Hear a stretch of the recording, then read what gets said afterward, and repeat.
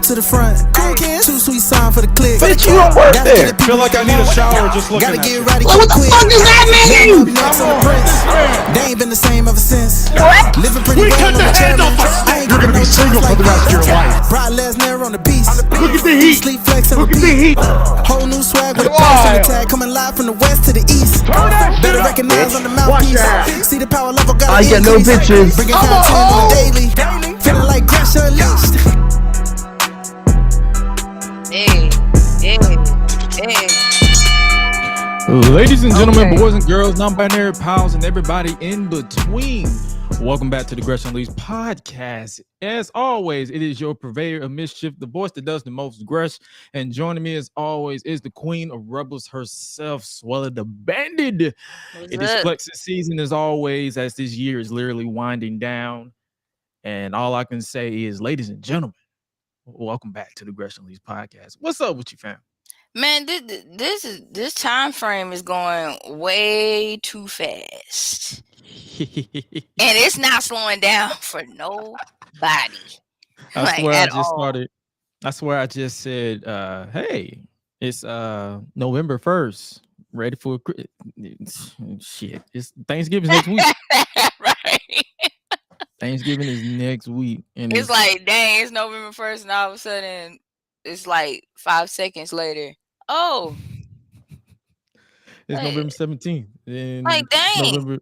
November 18th. Then next week is Thanksgiving. Then the week after that is literally the end of November. It'll be December. Then it'll be December 3rd. Happy birthday, early birthday, mom. It'll be December 25th. Merry Christmas. Then New Year's Eve. And then we're in 2023. Man, it's like something about like when it's getting close to the fall. Like when it's getting close to the fall, for me, especially like here, everything just starts to speed up. Yeah. Like, dang, can we get like, I don't really want to say I enjoy this wind blowing like this, but I mean, just a little wind ain't gonna hurt. Like you just want to hurt up and speed. Exactly. This cold is disrespectful. Very. Like, we're not I don't even want to deal with it. Like, we're not gonna add like, nah, this cold is disrespectful. Respectful as hell. But we're going to be respectful of people's time who are joining us for the very first time. But before we start today's podcast, we originally had Ruthless Lala, who's going to join us today, but she is going through a personal matter at the moment. So she's going to reschedule to join us in the near future. We here at the Gresh Unleashed podcast is wishing her well, because that is family right there. That isn't we're not talking to her as a wrestler. We're talking to her as a person, as for someone who's actually had personal conversations with her. She is a great individual, a badass in their ring, but she is a great individual, and we are wishing her we're sending her all the positive vibes and positive energy and thoughts and prayers and all that stuff her way, so that we can see her out kicking ass. Have you seen this woman's lariat? She's gonna be out there kicking ass just like in no time. So we wish her well, and we were looking forward to having her goofiness on here on the podcast, as well as we was looking forward to having a third co-host. He might pop in, he may not. We're still working out the kinks on that one, but we're moving on. This is episode 27 of the Gresh Unleashed podcast. For those of you who don't know, if you didn't know, now you know. Shout out Biggie. And now we got to give you a quick rundown of today's podcast. That is where today we're going to be talking about AEW Full Gear 2022. We're going to give our preview and predictions, because that is this Saturday. This month is going by fast. Got a whole ass pay-per-view on Saturday. I probably won't watch it because I have to work. And the show blends my sister's birthday on that day. The show blends into the time that I'm gonna be there at work. So probably by the time I get off, it'll be time for the main event anyway, because we already know how they pay-per-views be like 1,000,000 hours anyway. But we'll be talking about AEW Full Gear, as well as we'll be celebrating 10 years of the Shield. That is Seth Rollins and Roman Reigns in the WWE, as well as Jon Moxley, Dean Ambrose overall. Because for those of you, because we're not going to give Seth Rollins and Roman Reigns their flowers without giving Jon Moxley his time in WWE as well. And then also we'll be talking about this week in wrestling, the typical Raw, SmackDown, NXT, AEW, as well as we're going to be talking about Twitter verifications and the possible death of Twitter, because if you've been on Twitter for the past 2 hours, Twitter has literally been in a frenzy, because we'll be talking about it, all the good stuff right here on the podcast. And for those of you who are listening to audio format, we appreciate you guys for your continued support for over 20 episodes of this podcast, over 120 episodes if you've been following from the original incarnation. But we appreciate you guys very, very, very, very much. All right, but before we move on to today's podcast, we got to give a few house notes as always.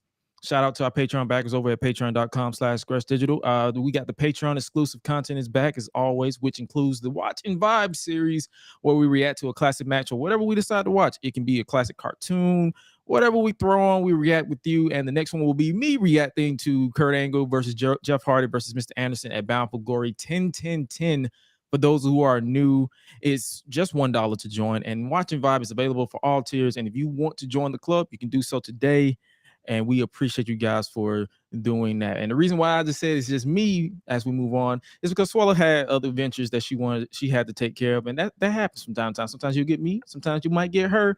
As the producer, I'll probably hit her up and be like, hey, you want to record this while I go handle this? And I'll record and put it on and let her react to it and all this stuff. We got you guys over at Patreon, patreon.com/GreshDigital. Make sure you guys join that today.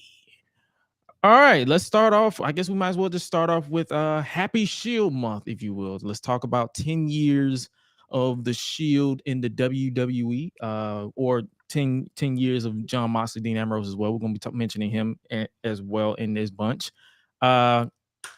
You, as a favorite, or as a big fan of one of the members of the Shield, the Tribal Chief, the head of the table, the Mr. Roman Reigns, I guess I'm gonna give mine as well. But what is your, this is what we're gonna be doing. You guys can join in as well. What is your top 3 favorite moments in the careers of the Shield? And I got it broke down in this category. I need one moment from their Shield days. It could just be one. You can give me many, but preferably one.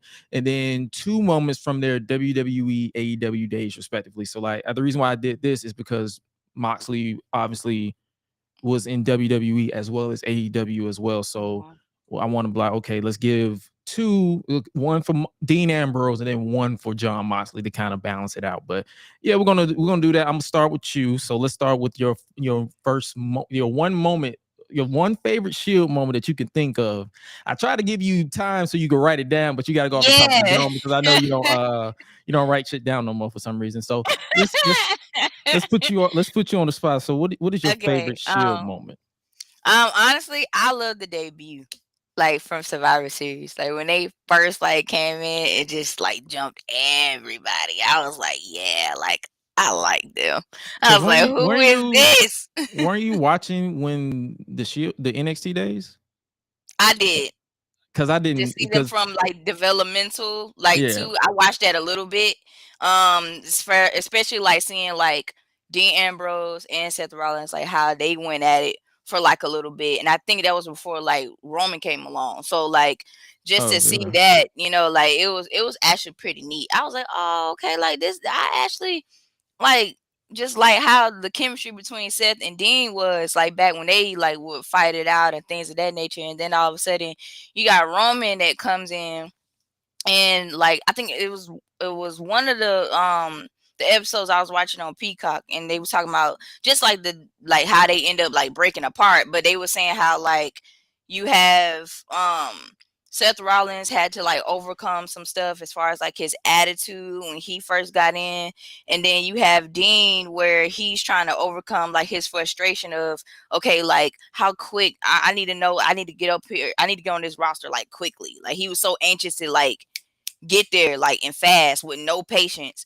And then you got Roman like trying to learn how to overcome not knowing when he gonna get on the roster. Like it was just like all of that. And then like it let me like every single member had to overcome something. So it's not like it was just one person doing it on their own. They actually like were a unit, and that's what I really liked about them like the most. It's like it's one thing to like have a unit in WWE for so long, and all of a sudden they split off, and it's like, yeah, they go their separate ways and blah blah blah, and they just like, okay, well, we not gonna like do something for old time's sake or something like that. Like, but to see the Shield do it, it was like, yeah, like I like this. It's like every single man was like reaching for the top, and to be able to do it as a unit, that says a lot, especially in WWE. Like most people don't get that far. So I feel that because I know when I was around the time, because I've been watching WWE pretty much nonstop since 2007. Like I would watch it as a kid, but then I had that massive gap because my mom, around the time I was watching in '99, my mom, it was the Attitude Era, so my mom didn't want me to watch that shit. Let's be real, she didn't want me to watch them being inappropriate. So it was a good old gap. The only time I did watch it from time to time was when I was with my uncle. Like me and my uncle was just me and my uncle was watching it on his little box TV, because now we got flat screen, so it's a box TV with the ass on the back. That's what we call it, the TV with the ass in the back. So that's how old I am. So we will watch that, and then I'm like, okay. So when I watched it, when I came back to watch 2000, so I've been through the whole ringer of 2007, the Chris Benoit stuff, and all that good stuff that we don't really talk about. But it's like I've seen all that, and it was at that point where I was literally moments away from checking. Like CM Punk got me back in, but it was like after a while, it was getting to the point where I'm like, all right, I wish something needs to happen. Like something needs to drastically change. And then that Survivor Series happened with John Cena and Ryback. We don't talk about him because he's a dumbass. But we got all these people, and then boom, you had these people. I'm like, what is this? And then they was obviously teasing with CM Punk hiring him, which he did eventually. But it's like the fact that they actually molded 3 individuals into being great. I can give you their debut being their top moment, but I have to go with the Shield overcoming and defeating Evolution at Payback. Okay. That's one of my top moments in the Shield for the past 10 years, because it's like it was a clean sweep. It was basically just 3 badasses bringing their own style. You have Ambrose, Moxley doing the rough it and the rugged style. You had Seth Rollins jumping off of shit, and you had Roman Reigns taking the brunt of the force, but he still was overpowering and coming back. They balanced each other out. So I was like, yeah, I can appreciate that. So I appreciate their intro. Their intro to the business. We went from seeing the evolution of the Shield and the evolution of Roman Reigns tattoo, because he went from a shoulder tattoo all the way down to the sleeve and the chest. So it was so cool to see that as well. But it's like, yeah, that Payback moment is my top one. So you go with the debut, and I go with I guess you could say their final moment as a team, because they broke up. That's a little poetic right there. But okay, so now we got 2 moments from their WWE and AEW days respectively. So I guess we can start with Mox, because it's AEW and WWE. I guess you could, and I'll rotate my way, but I can tell you my favorite Ambrose moment was when he won the WWE Championship. Yes. And it's like the feud. The championship build itself, like the reign that he had, wasn't perfect, because they were still going through that little transition between the reintroduction of the brand split, and he eventually lost it to AJ Styles. But the moment that I guess you could say is the Shield, like where every member of the Shield held the title at the same time within the same day, I was like, I can appreciate that. But it was mainly Ambrose, because it was like they was portraying him as this lunatic, like this second he couldn't reach the top, and then when he finally reached the top, I was like, that's it. And then the pop that he got, and it was like he won it, and I'm like, okay, he's gonna cash in, and I don't know when he's gonna cash in. And then when he cashed it in the same night, I'm like, yes, we finally got the moment, we finally got it. And then it eventually led to the triple threat match that should have happened at WrestleMania, but it was convoluted because of the whole brand split. But yeah, his title win in WWE was my favorite. And then in AEW, I have to go with his debut when he debuted at Double or Nothing, that inaugural year, where he didn't say a word. He showed up. Yep. He whooped the referee's ass. I was like, man, like I had that wrote down too. I was like, dang, like I was like, I gotta find a Moxley moment, like especially like when I was like watching everything. I was like, honestly, his debut when he came to and when he came to AEW, like why not? That was the peak. Like, yes, he's had great moments and great promos and great battles up until this day, but it's like that moment right there, the shock, the awe, the respect. You like, that's it. That's what I'm talking about. And I like the fact that I think it was one of the guys that did like developmental and all that stuff, like back in those days when they first were like starting out like in wrestling. well, at that time, like he was saying how he went to he saw this flyer like on this telephone pole or something like that, like in Ohio where he's from, and he was like, you know what, yeah, like I want to do that.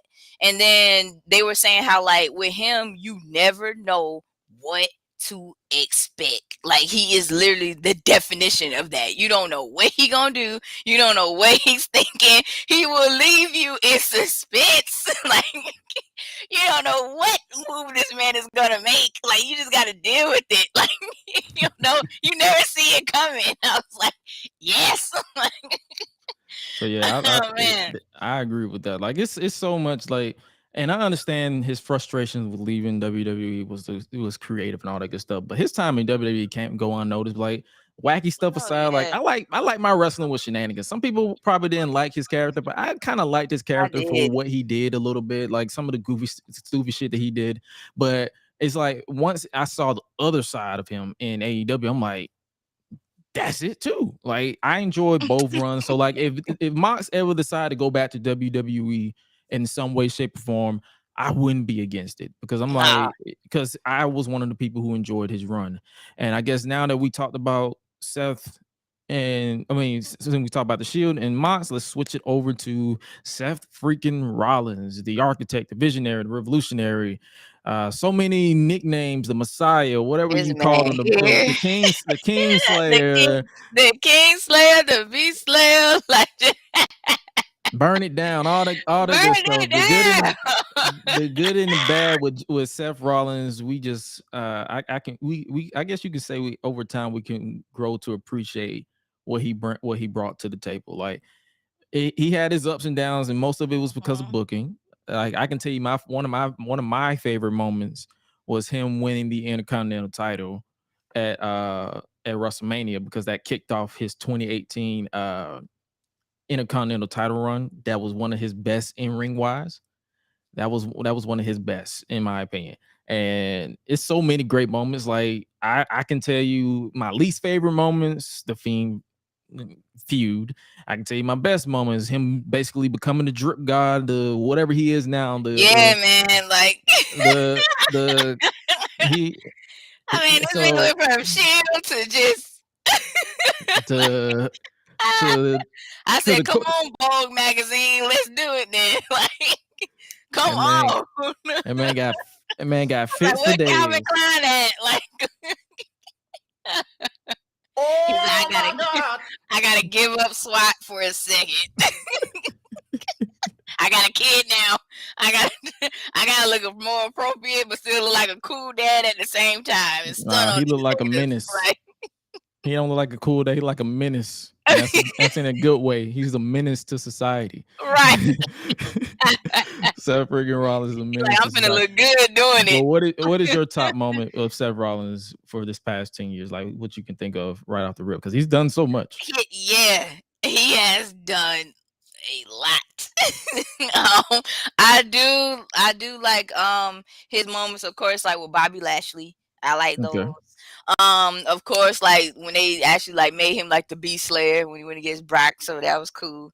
And that's not easy. A lot of people can't say that, like, because it's Brock. Look cool against Brock Lesnar. Like, yeah, let's be real. Yeah, a lot of people can't look cool against Brock. That's not easy. I can name 5 people in my hand that can look cool against Brock. That's Kurt Angle, that's Bryan Danielson, Daniel Bryan, Seth Rollins, Roman Reigns now, right? Not before, but now. Before, oh my God, you talking about somebody was angry? Oh my God, before I said, man, don't let that man do you like that. Get up. Fight back, nigga. Fight back. I was so mad. I was like, you know what? You about to make me turn my TV off. I can't believe this. Boy, if you don't get up, like, don't let him punk you. Like, you know how you see them fights where it just won't stop and nobody won't do nothing about it. Nobody's intervening. Nobody's going to step in. This man is getting killed in the ring. I'm not going to do nothing. Like, this is not helping. Like, people be wanting to cry. Like, kids is heartbroken. They're like, we can't do nothing about it. Like, we don't know what to do. Jump in the ring, do something. Get this man off this man. Man. Get him off. We'll talk about Roman in a little bit. Oh my God. But yeah, there's so many people that can look cool against Brock. And I guess you can say one of your biggest top moments can be when he beat up Triple H, became the Kingslayer. So there's so many moments between Seth Rollins that you can pick. But my top would be most definitely him winning the Intercontinental title and going on quite the run in 2018 until he lost it, obviously. But those few little months that they gave him, every match that he had was like, I paid attention and I enjoyed it. So many. And then I can tell you recently, his feud with Cody Rhodes is one of my tops.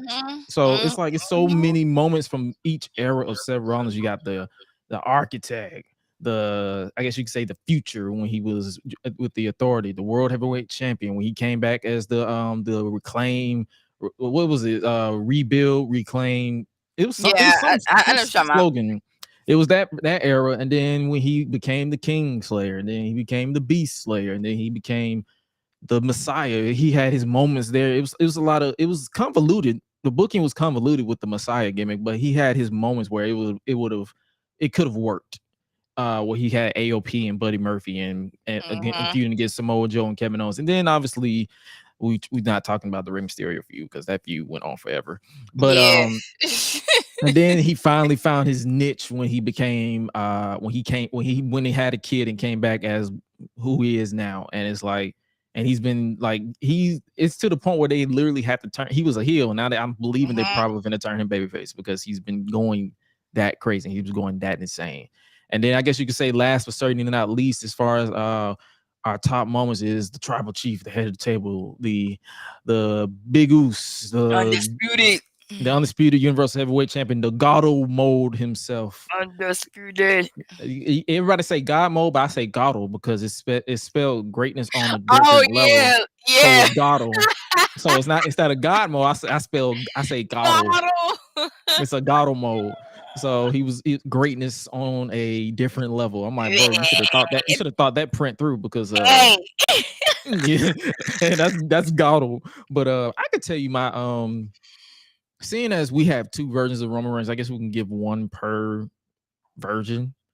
But I would say my number one was him winning the WWE World Heavyweight title from Sheamus, because that was what they should have done with Roman booking wise. But it's like Vince was just obsessed with making him Cena 2.0. So that was my top moment because the crowd I couldn't stand that. I was like, can y'all just let this man be himself, please? Because he's great at just being himself. Like when he was doing his promos when Renee was there, I was like, man, come on. Get him, man. Let the man be him. He already he got charisma. He got everything going on. He ain't gotta. No, we don't need another John Cena. John Cena's in his own lane. There would never John be Cena another was on his way out. We had to. And he about to leave. And I think the beef, the reason why that one wasn't received well is because it's not like John Cena was John Cena for like 2 years. He was John Cena since 2006. As far as the version that they was portraying, all the way until 2014, 2013, when he was on his way out. So it's like, bro, we already had to sit through nearly 10 years of John Cena being John Cena. We don't need another one. We need someone new. We need someone fresh. And it's sad that it took all the way for a freaking pandemic for him to basically say, you know what, Roman, do what you want. Like, bro, if you would have did this in 2015, hello. Imagine what Roman Reigns would have been. I'm just saying, like, if you would have did this back then, if you would have had at honestly, you could have did it right at WrestleMania with the first Brock versus Roman. You could have had Paul Heyman turn on Brock and just become the Tribal Chief right there. Vince was just in his own way, but it is what it is. Thankfully, Vince isn't there no more, so he can't really fuck it up. But my number one moment for the Tribal Chief, though, I can tell you right here, right now, is when his feud with Jey Uso. Yeah, that will always be my number one. Yep. The promos, the promos to the fight, matches. to introducing the world to who Jey Uso is. He wasn't the other twin. He was Jey freaking Uso. Like, just individually Jey Uso. Like, and then he went from just being Jey Uso and went from just being the other twin to being the main event Uso. Like, I was exactly. So like, it's so take your cousin to the top. Do it. That's what I'm saying. It was like it was real. So that's why those are my two favorite moments. Obviously, it's a lot of moments, and then I could probably tell you my favorite moment to see live was Brock flipping the whole freaking ring over because I was actually there. That shit was like that's so funny. It's so funny. Everybody in the crowd was literally like, what now? Like, dang, like what? I'm not gonna lie, and even though I was laughing so hard, I was like, man, that's my boy, but yo, this is actually hilarious. Like, I can't even. I don't know if y'all should be mad or happy. Like, this is actually funny. Like, I need you to still get up, but still, like, this is still funny. Like, because I was not expecting that at all. I wasn't expecting that. And I like when he put that dog food on Corbin too. That was fun. Man, don't bring that. That was my least favorite. As far as not the dog food with Corbin, but the dog food being involved in general. I was like, dog food? Really? Really, Vince? I was like, is there any way we can use something else? Is there any way we can just forget this ever happened? And then well, of course there was when they let him be in the Royal Rumble, he came in at number 15. That was pretty cool too. Even though they gave it to Batista and Batista won, but still, like, oh yeah, that was when he flipped over and said and then over the rope, and they was looking at him like, dang, like, you know what I'm saying? Like, how you do? It's the Rumble, like. Oh yeah, that was his first Rumble too. That was all their first Rumbles, so that was interesting. Don't be I remember that. Like, I think the Royal. I think the reason why I be forgetting those Royal Rumbles is because some of the outcomes, like the people who actually won it, make me just want to forget it. Okay. So I'll be like, who? Yeah, all right. But yeah, there's so many moments that we could talk about with the Shield and Seth Rollins, Roman Reigns, and Jon Moxley, Dean Ambrose for days. But we'll be here all night if we do, because there's so many great moments. But yeah, it's 10 years of the Shield. Happy Shield month. Happy Thanksgiving month, because literally Thanksgiving is next week. So it's apropos that we celebrate Shield month as well as Thanksgiving in the same month. But nevertheless, that is neither here nor there. But yo, let us know if you are wherever you are. If you want to join the conversation, make sure you let us know your favorite Shield moment in months. You can do so by joining our Discord at Gresh Digital, or you can just follow us on social media at Josh Gresham RG or at Gresh Unleashed, and just let us know what is your favorite Shield moment. And speaking of moments, let's talk about someone who is a moment, someone who is one of the cornerstones of the Four Horsewomen. She is none other than Sasha Banks, Mercedes Varnado. She has some recent interesting. I know this podcast ain't really been caught up to. We haven't really been talking about her as much because we kind of try to talk about wrestling, what we see on TV, but we're gonna peel the curtain back a little bit because it's entertaining television, if you will. But Sasha Banks, Mercedes Varnado had some recent trademarks that she closed in on. I guess we can pull that up right about now. Let me see where it is. Okay, there it is. All right. So Sasha Banks' company, known as Sonado Inc., that's an interesting name, filed for the following trademarks: Mercedes Monet, which is MONE apostrophe. So I guess you could say Mercedes Monet. Monet Talks, Bank Monet, and Statement Maker. So the company was created in August of 2022. So a lot of people got Twitter up in a frenzy thinking it's about like wrestling, or it could be.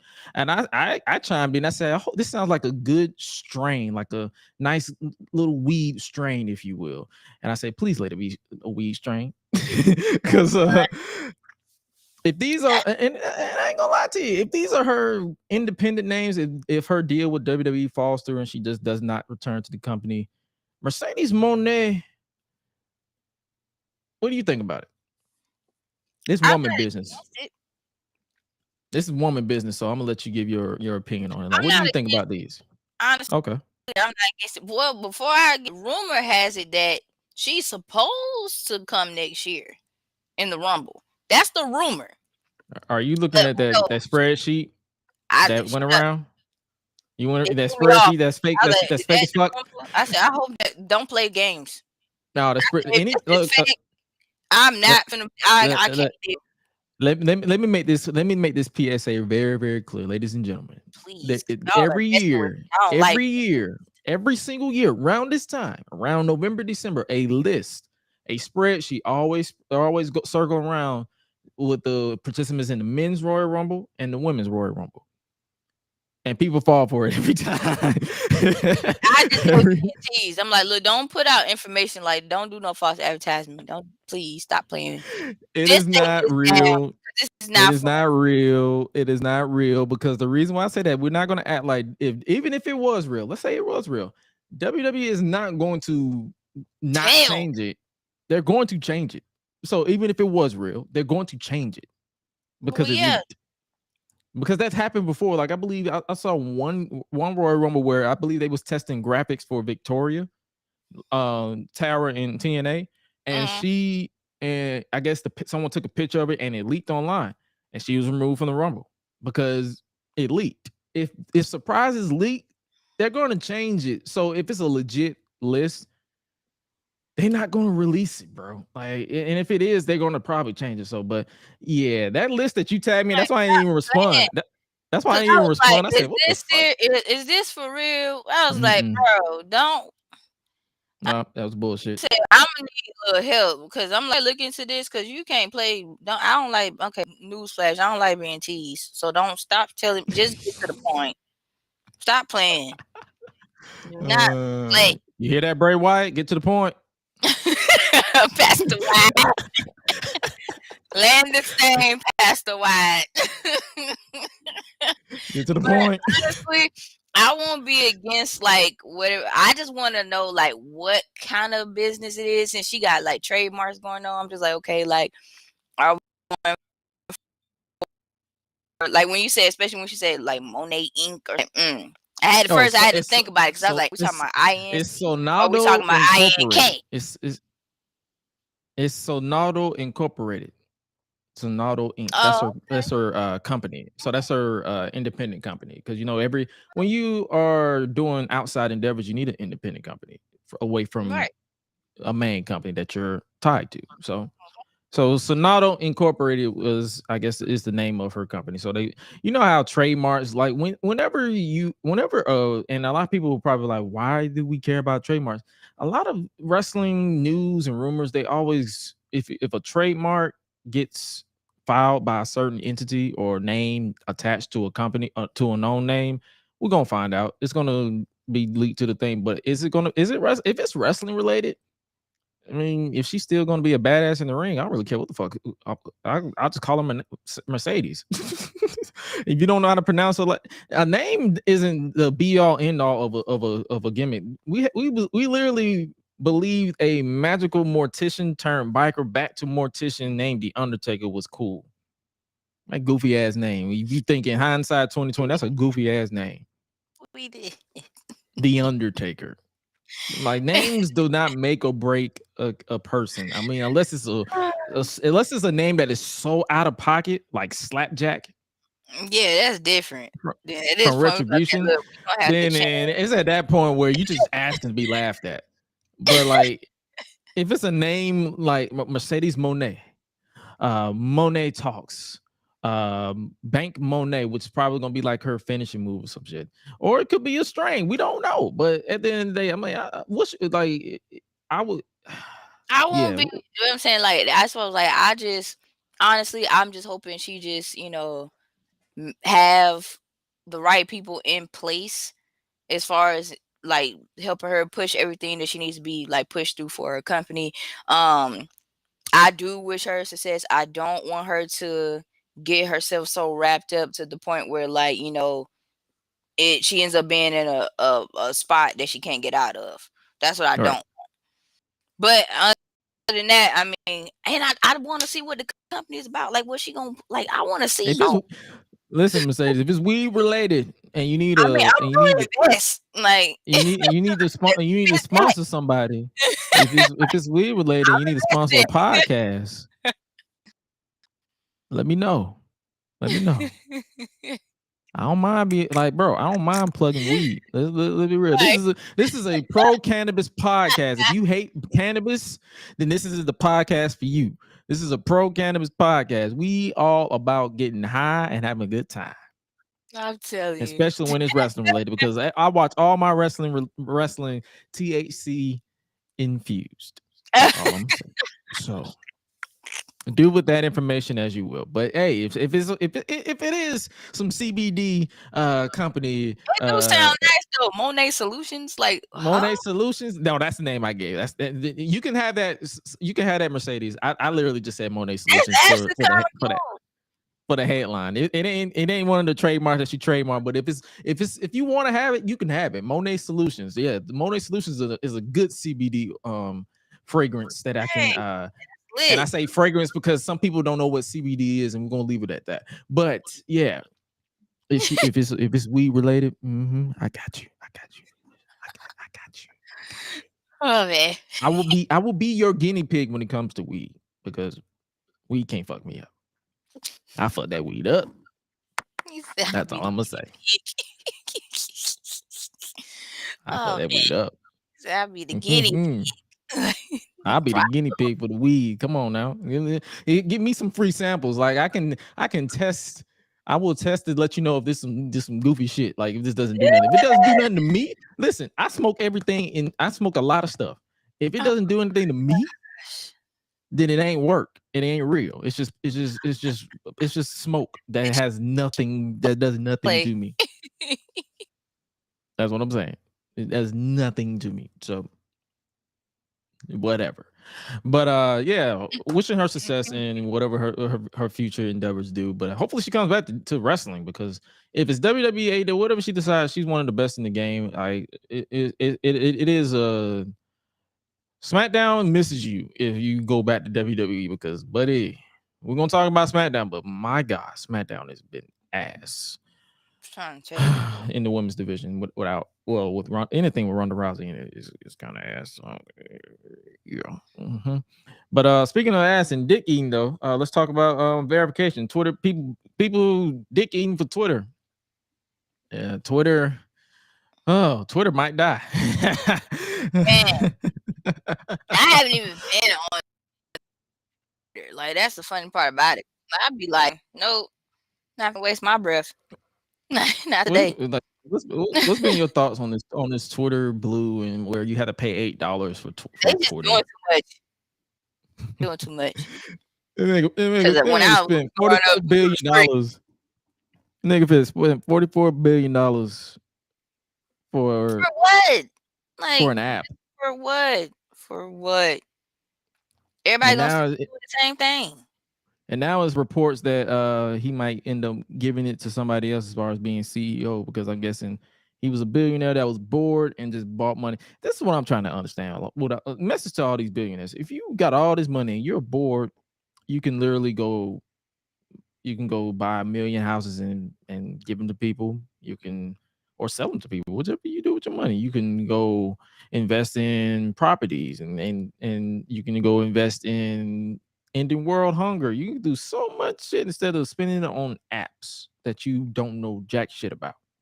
You don't know you don't know the software, you don't know the encoding, you're firing people left and right.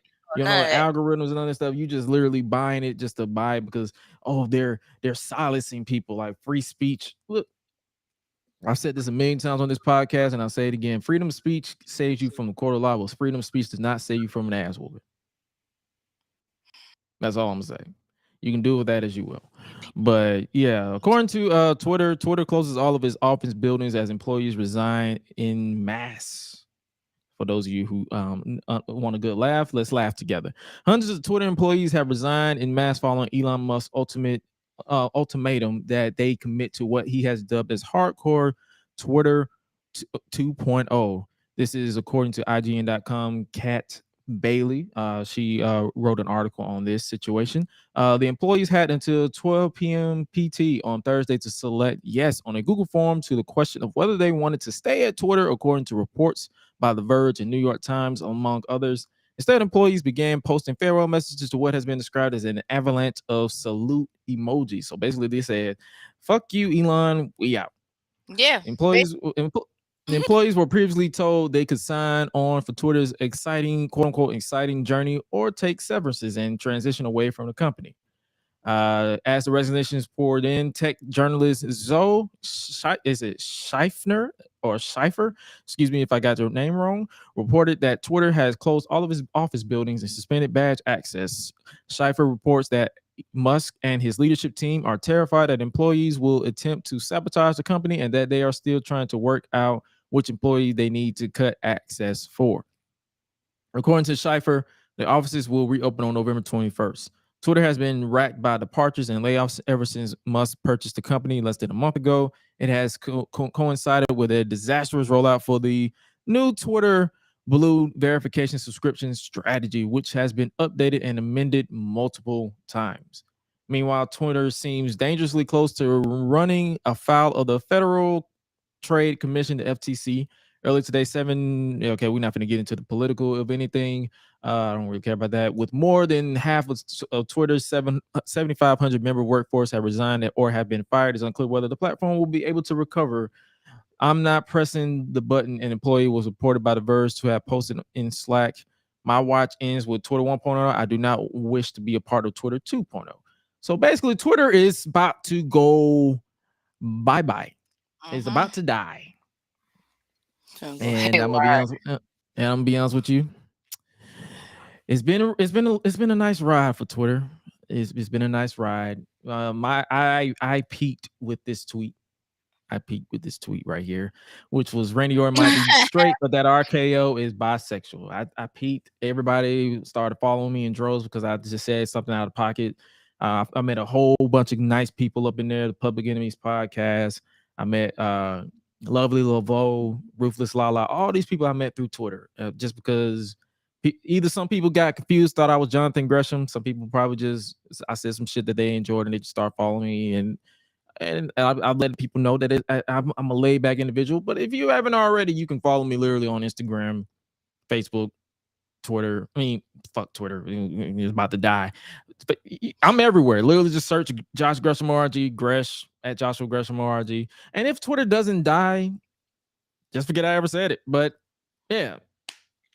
Yeah, if Twitter, if they don't get this shit together, Twitter about to blow up like Vine. I never thought I would live in an age where Twitter had the same fate as Vine, where it's about to die. I've been on Twitter since 2011. I've been on Twitter for over a decade. I had it a long time. Yeah, like I know I had it for a long time. I met an ex-girlfriend on Twitter. I've been through the bullshit of like posting bullshit on Twitter. I've been through where I was spam stuff on Twitter. I've been through everything. I was a troll on Twitter at one point, to the point where I just said, you know what, I'm too over this shit. So it's been so much shit that I've been through on Twitter. Like, yo, if it dies, it dies. Like, if Twitter about to go through that about to go through that Thanos snap right quick. So if it dies, it dies. Like Thanos snap. So this is it for y'all. Like, but I'll tell you this right now, though. I'm not about to I don't care what happens. I am not about to rejoin a Facebook wrestling group. No. Oh no. Them bitches be scaring Absolutely not. You be talking about scaring the scaring the bitches. Facebook wrestling group chat scares the bitches and the bitch scarers. They are weird. They are like, people thought Twitter people were weird. Join a Facebook wrestling group. That jump is them niggas are weird for no reason too. They just be weird. Like, I know it smells crazy in their house. That's how weird they are. Like, shit. Damn. Oh man, like, something up. I I bet if you like pull up to their house, you be looking and you be like, okay, we gonna have to just drive past. I'm gonna have to tell them I ain't gonna be able to make it because like did you? No, you didn't see me. Like y'all was somebody else. Ain't no way. Like they live here. Oh, we gotta keep going. Go on. Go. Yeah, go. We ain't stopping for gold. We not collecting $200. Just keep it moving. Keep on going. Keep going. Do not stop it's at so their house. Scary, bro. So scary. Like I ain't. You stop at their house. You not going. You stop at their house. You're not going home. No bitches. Like don't add me to no Facebook groups. Don't do that. No, I don't even want to start. It's like it's so bad. I don't even want to start my own Facebook group. Like I don't even. Do not. No, we're done here. We're done here. No, stop it. I'm good. I am straight. We are done. But yeah, man, Twitter about to go bye-bye. It was real. Like it was some fun stuff that I probably even forgot to talk about. But yeah, Twitter. And you fell victim to a bored billionaire who literally had nothing else going on for him. And if it doesn't go anywhere, we ain't got nothing to worry about. You can still follow us on all Twitter platforms. You know, we got the GRESH UNLEASHED podcast as well as Josh Gresham RJ and Suela the Bandit 3. You know how that goes. You know how that goes. But before we move on, we're going to talk a little bit about Top Dollar. AJ Francis, he's about to host his 6th annual canned food drive on November 19th, 2022. For those of you who don't know, Top Dollar continues to get back. He said he announced that he will host his 6th annual canned food drive on Saturday, November 19th. The drive will be hosted at the Maryland versus Ohio State football game. The food will be going to Sarah's house in Fort Meade, Maryland. Fans who will not be able to attend can donate online. He shared the link, but just want to give a nice little shout out to that, and make sure you guys support because the holidays are coming up. Make sure you guys, if you have the ability to do so, give if you can, like give to the less fortunate and all that good stuff. I know I'll be doing my thing. I don't tell or announce that I'm going to do it, but no, I got my people. I got my people when it comes to giving if I can. And speaking of more little miscellaneous stuff before we move on to this week in wrestling, Logan Paul says he texts Triple H about facing John Cena at WrestleMania 39. Boy, I ain't gonna lie, I kind of want to see that. Like I kind of want to see that though. I'm still gonna watch it, but still.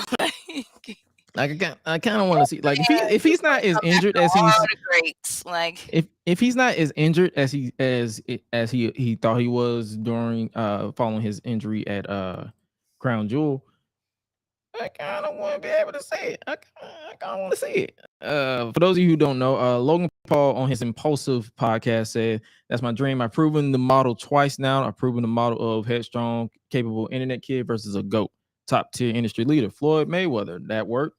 Generated $65 to $70 million. Reigns, Crown Jewel became the number 1 most viewed international pay-per-view event WWE has ever had. I've done it twice. The reason is when I'm paired with a legend, a top-tier industry leader, the model works." After Crown Jewel, John Cena posted me on his Instagram, and then I saw an article saying he's looking for an opponent at WrestleMania. I favored it, responded with the eyes. Truthfully, I think me versus John Cena would break the internet. I texted Triple H right away. "Do you want to break the internet again? That's a dream match. WrestleMania in LA on my birthday. Triple H, throw me a bone. Give me a birthday present. Let me take out John Cena. That'd be crazy," he said. He continued, "That's the model I'm going to pitch to WWE this week. We're meeting with them. I'm going to be like, hey, this works for me. Put me up against the best y'all have. I'm going to fucking deliver. You know that for a fact. Not only put on an amazing match, but I'm going to put asses in seats and eyeballs on the television. Since I'm an outsider, they have to treat my career in the WWE a little differently than they have with the rest of the roster. The only caveat to this is I could see how other wrestlers and fans would throw their arms in the air. Why is he getting a shot at Cena and Randy Orton? Answer is, I'm going to make fucking money. I ain't gonna lie to you. He kind of said the truth right there. Like, I know a lot of people don't want to hear this. A lot of people don't want to hear the truth, but he makes money. Like anything before WWE, I didn't personally follow Logan Paul. The only thing I heard about Logan Paul was the controversies, the Japan controversy, and his brother being who his brother is. I heard of them, but from what I see in WWE, what I see in front of me, the kid can go. Like, we around the same age group. It's like, yo, if you can go, you can go. He has a following. He has a I guess you can say he has a crowd. Like a lot of people, like I think I saw an interview with Top Dollar, AJ Francis. I think he was on the Out of the Character or something with Fox, and he said the reason why Logan Paul is there is because he draws money. He makes money. He makes the company money. He puts butts in seats, and that's what it is. Like, yeah, it sucks. Like certain people are pushed over or brushed over for him, but it's like at the end of the day, it's a business. Like if this sells, they're going to put this in the main event because he worked it, and then he proved it. Like SummerSlam, I was there. He got one of the loudest reactions post match than anybody else because that was him versus The Miz was great. It's like I will still bring this up to this day. People all around me was booing Logan Paul like crazy. They was booing the hell out of him. I wasn't one of them. I was like, I don't have no beef with him. Right. As soon as that match was over, the same people that was booing him was cheering out of their fucking mind. Right. I laugh when people do that. I be like, make it make sense. Y'all be booing like a. Y'all be mooing like a motherfucker, but then y'all be cheering as soon as it's over. Like, come on, man, just give him his props. And then this match with Roman Reigns, they booed him for X amount of hours, and everybody wanted to cheer. That's a different. I'm about to say that's a different scenario. Roman was booed because of the booking. Yeah. They booed Logan Paul because he's an outsider. Like those are two different scenarios. That makes sense. But yeah, it's like just give him this. Like if he wants John Cena, give him John Cena. Or if he doesn't get him, or if John Cena doesn't want to work with him, because let's factor in the fact that let's say John Cena doesn't want to work with him. I'm pretty sure there's some other people that he can work with that like they can if he's actually healed up, they'll just put him with the Usos. Him and Jake Paul versus the Usos for the tag team titles. Okay. Right. All right, cool. Okay. That's what I'm saying. Like, I don't lose my mind over these celebrity matches like most people do, because it's like I'm here for the shenanigans. I'm here for the nonsense in my wrestling. So if I see a celebrity, like I'm gonna be real with you. A lot of people said Big Show versus Floyd Mayweather at WrestleMania that one year sucked. I was enjoying it for what it was, and that was pre social media. So I was enjoying that match when it happened. So I'm like, boom, because I watched it as it happened. So I was like, oh, this is cool. This is great. This is da. But then it's like when you hear a lot of people, a lot of the, I guess you can say, the wrestling enthusiasts or the wrestling purists, they hated it. And I'm like, bro, celebrity matches bring you money. And if the money doesn't come to your favorite company doesn't last that long. Think big, you mark. Use your brain. Use your fucking brain. Use your common sense. The business, like, come on. They make money. They won't be able to watch them. They don't think like they don't. Exactly. Speaking of people who don't think with their brain, did you catch that thing with the NWA? No. What y'all doing over there, cuz? What y'all doing over there? Tyrus is the NWA World's Heavyweight Champion. You remember Tyrus, don't you? Yes, I do. He was Brodus Clay in WWE. Mm-hmm. And when I tell you, it's about to go left. Oh, they went left. About to go left. They went left. I'm like, fucking Tyrus. That's what we doing, Tyrus. Oh man. For those of you who don't know, at NWA Hard Times 3, Tyrus became the new NWA World's Heavyweight Champion when he defeated Trevor Murdoch and Matt Cardona in a triple threat match. And when I tell you, Twitter was literally like, the fuck is this? Dang. And then it's like they swear this was heel heat, but this was like, no, this fucking sucks. What are you doing? What are you talking about, cuz? This is ass. Like we sure? Done. We sure about this? I don't know, man. But man, because this is the same company that said they're trying to be like ECW in the late 1990s. I'm like, blood, you making these decisions, you trying to be WWE ECW was doing better shit than whatever you're doing now, and that shit was trash. I'll take Ezekiel Jackson. Now I think about what Tyrus is world champion. I'll take Ezekiel Jackson. I'll take Ezekiel Jackson as world champion over Tyrus, bro. And I like Ezekiel Jackson. Oh my goodness. Come on, bud. Oh. They made some decisions. I watched the match back. I actually sat down and watched the match. I'm like, yo, this shit is dog shit. What the fuck?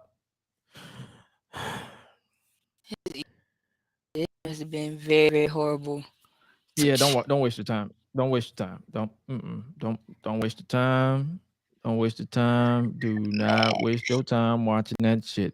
Billy Corgan, he's the NWA owner, and NWA have come under criticism for the direction of the company in recent weeks, stemming from comments regarding NWA Power and why his second show hasn't happened and Nick Aldis leaving the company. Because, a lot of people who actually follow the brand, all two of you, should know Nick Aldis is leaving the company. So there's that.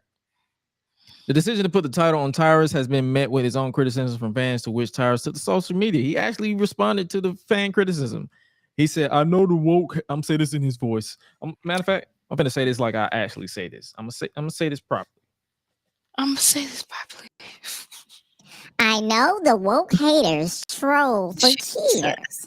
Their booze and hate builds my self-esteem, gives me focus, makes me strong. I'll keep winning, y'all. Keep watching the New York Times best-selling #1 late night show and new NWA World's Heavyweight Champion. Hashtag Tyrus Smash. Hashtag Nuff Said.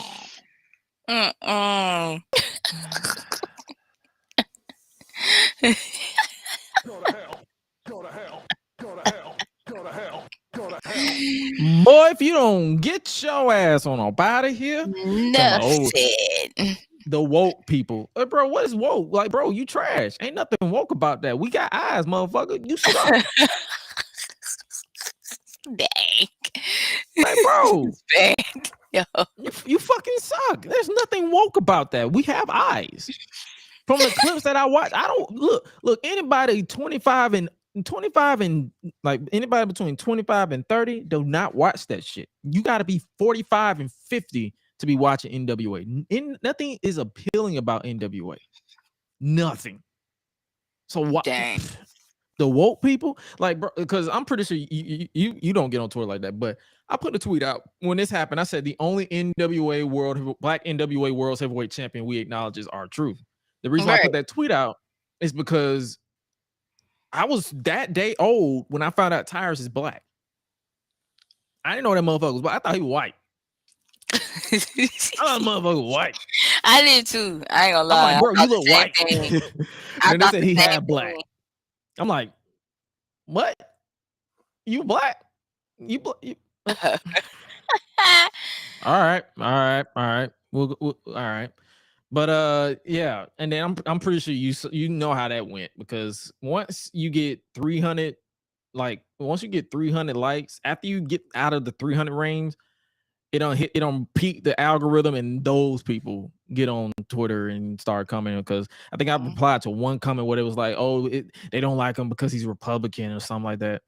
And I said false, because we here at the Gresh Unleashed podcast don't care about your political beliefs or who you vote for. If you decide to vote, you vote. But don't ever assume that we don't like you because of your political belief. We don't like you because you fucking suck. I don't care who you vote for. I don't care I don't care if you're Republican, Democrat, Independent. I don't care who you are. You can this goes out to every community out there. If you fucking suck, I'm gonna tell you that. There's no bias towards you. It's nothing about your personal preference that we're talking. If we see you on on my TV, on my monitors, and I get bored to death, you fucking suck. That's it. That's about it. Like, there's no. I don't care who you vote for. I don't care if you voted for Herschel Walker, Donald Trump, who is running again, by the way. Whatever. And it's like I don't care who you vote for. If you suck, you suck. I don't care. But shit, Antara sucks. Man. Everything I watched from his Brodus Clay days to now, everything I watched of his, I fell asleep. And I was wide awake when it started. It's horrible. Exactly. Shit fucking sucks. Horrible. It's like, bro, no. And how long he's been with NWA? Shit, I don't know. I stopped following NWA when the Pope was world TV champion. Because the Pope D'Angelo De Niro, that's another cat that I've been following too, and that I feel like TNA dropped the ball on. I looked up when the last time he was champion. That was 2020, so that was 2 years ago. That was 2 years ago when I followed it. Last time I followed NWA, that was during the pandemic. So I don't fucking know. But yeah, him. It's like if this is the direction you going for with your NWA, you can keep it. Because Billy Corgan says, don't watch NWA if you don't want to see stuff like the main event of Hard Times 3. So basically, if he basically said, hey, blood, this shit sucks. Don't waste your time watching it. Just move on. That's what I'm getting. That's what you're getting when you hear Billy Corgan says, don't watch NWA if you don't want to see stuff like the main event of Hard Times 3. Yeah. So you're not on YouTube anymore. I unsubscribed from NWA on YouTube years ago. So you're behind a paywall on Fight TV. If you actually pay for this shit, just like you pay for the $8 on Twitter for the blue check mark, you a bum. You dumb. You dumb. Nah, I'm not. And no. It's like you deserve better if you pay for this, and if that's what they're gonna give you, you deserve better. That's just like buying followers. Like, come on, friend. Remember that era of Twitter where people bought followers? Like people were buying. They was literally buying bots. They was buying bots. They said I'm popular, but people who were and put out like actual content, and then like they work their way up to the point where like the following starts to grow, and then that's when you get that blue check mark.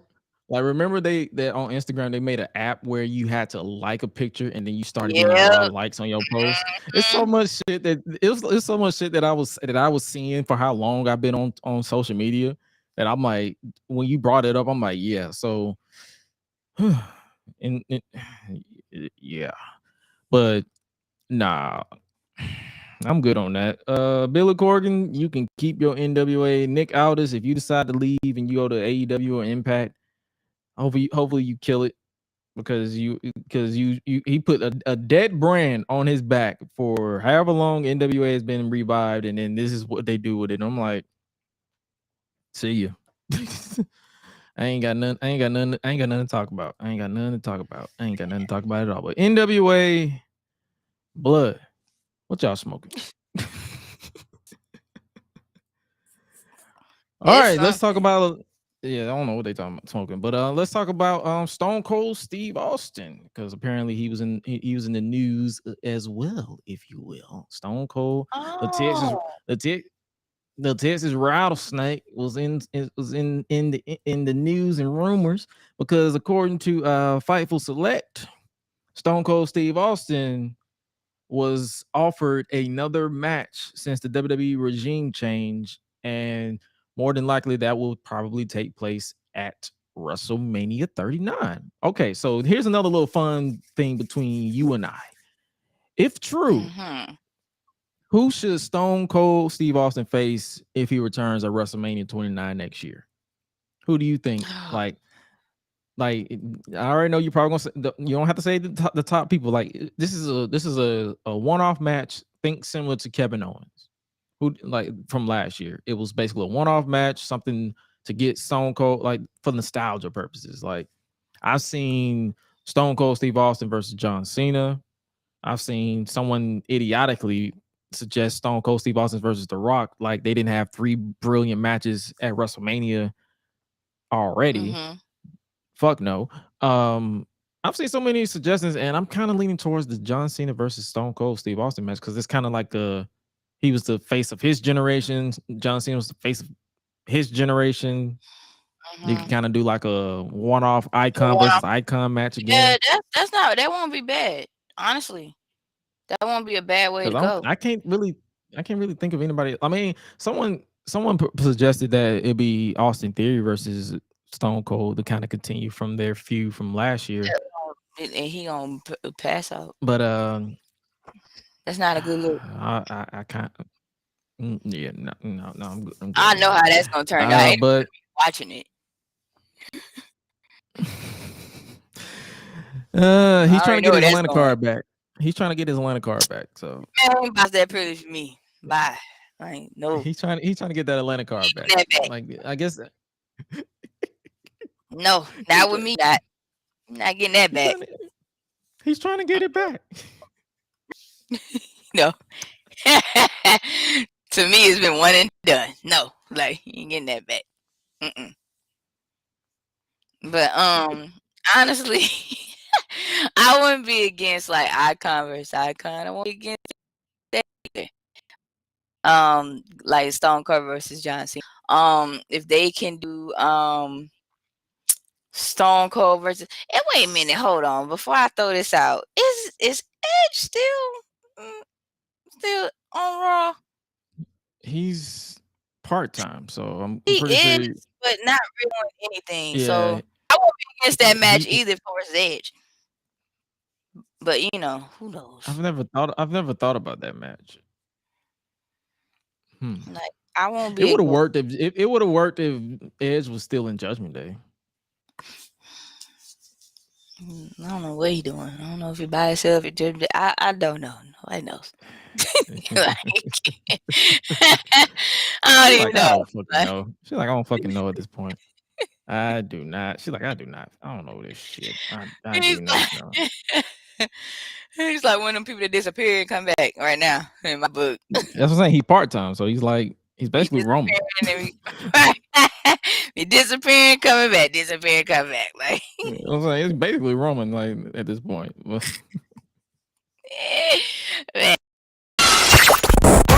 You stupid dick! You done lost your damn mind, and I'm gonna help you find it. Shut your mouth. All right, ladies and gentlemen, this is the part where we switch it up to the unpopular wrestling opinions here on the Gresh Unleashed podcast. But we're going to switch it up this week. I kind of decided to switch it up. I said I switched it up on the Discord. This is where we get our submissions over on Discord. You guys should check it out if you haven't already. The Gresh Digital Discord is completely free to join. It's a mobile app. You can do it on your phone. You can chop it up with fellow wrestling fans and wrestling enthusiasts and jokesters because we talk about pretty much every goddamn thing up there. I got people who are in college right now in there who telling me about their college lives and being stuck in the broke days. So much stuff that we be talking about over there, and obviously we talk about the wrestling stuff. But I said I switched it up and asked and I told them, I said, ask me some of your most out of pocket questions you can think of, wrestling or not. Have at it. Here we go. This is not a question, but this is what someone said. Coil Ray built like a firefly ant, but I still hit. Yo. Yo. First of all, firefly. You ain't finna. That's a lot. A firefly and a fire ant. Because there are two different bugs. Like, dang. Yo. Oh my gosh. Listen, you're not finna disrespect my M&M shaker right now. Like that's my little M&M shaker. Like she was trending on her videos was trending. Her twerk videos was trending with no ass. I respect it. She won me over. I respect it. You can twerk with no ass and you trending 3 times. Little booties matter. Like little booties matter. Come on now.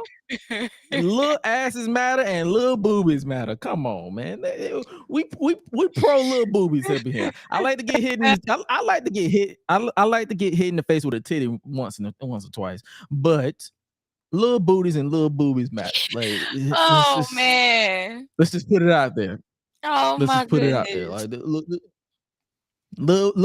Like, let's start a trend. Let's start a chant. Little booties matter. Little boobies matter. Oh my gosh. They do. But that's messed up. That just threw me completely off. I said, dang, he said Firefly. Whoever said they said Firefly and Fire Ant. Is it one or the other? How you both? Like nah, it's both of them. It's both. Like, both. Like, oh.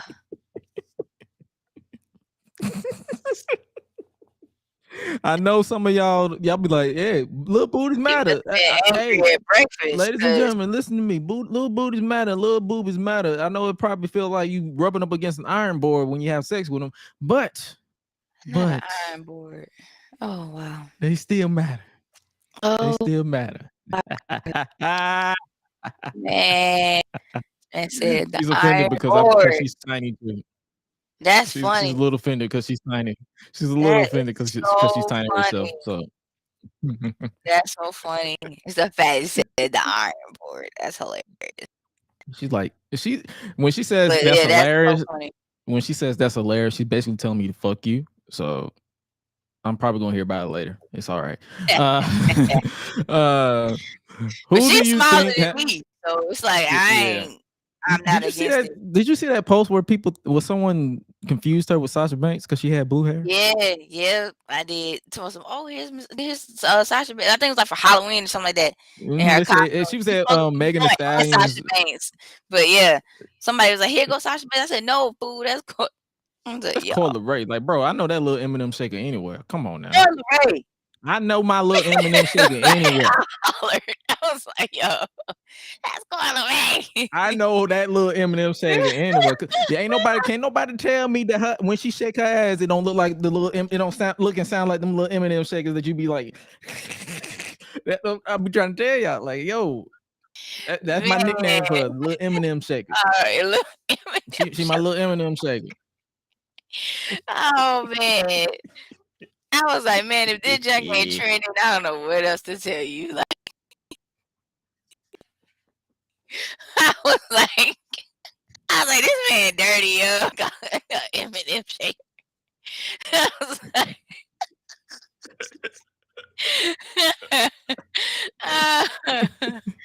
man. All right, the next one. Who do you think has the worst taste in music? People who hate Rico Nasty, or people that like Jack Harlow's music? Wow. I have no idea who Rico Nasty is. She's it's a girl, in my opinion. Girl. Yeah, in my opinion, I like her. She's dope. Before this isn't my question because I don't know who that is. I'm gonna let you answer that one. It's honestly for me, it's hard because they both got like their own lane. So like some people like Jack Harlow, they like Jack Harlow. Some people like Rico Nasty, like Rico Nasty. It doesn't necessarily mean they don't like music. They just, they have their own, they have their own different tastes. They don't mean they don't like it. I don't. It's hard. Like there's like maybe 2 songs I like from Jack Harlow, but other than that, what's popping? It's It's not. I don't know. I don't know how to say that. I don't know how. The two songs I like from Jack Harlow is "What's Poppin'" and his feature on "Killer" with Eminem. That's about it. That's all I got. Yeah, I like Killer with Eminem. But there's another one I heard too, like the other day. I really like that song. But anyway, yeah, like I don't know what else to tell you. Like, I think you have to really just find out for yourself. If you don't like it, you don't like it. Nobody's forcing you to like it. Right. But like, don't sit here and try to rain on everybody parade. Say, oh well, you ain't got no good taste in music because you like this. No, it's plenty of people that you have some people still like Ozzy Osbourne. Just have different stuff that they like. Like some people like to hear music where they screaming all doggone day. Like just they might be going through something. Like let them get that out. But I'm not against it. Like they in their own lane. That's all I can't stand screaming. I can't. Yeah, keep the screaming away from me because I will fight you. Unless we on a long trip and we have to stay awake. Nah, I'll stay awake I'll stay awake based on my subs. I'll let my subs blast. Like yeah, that's what I'm saying. Like, vibrate my body and don't scream at me. That's all I'm gonna say. Don't scream at me. Just let my whole body vibrate. Like, let me wake up by being vibration. Like, let me don't scream at me. Just don't scream at me. Just I'll be good. I'll be good. That's the vibration that I need. I don't need nothing else. No. Do not. Oh man. Next up, we have what's something that would get your black card revoked? Oh, there's a lot of shit that'll get your black card revoked. Right, like,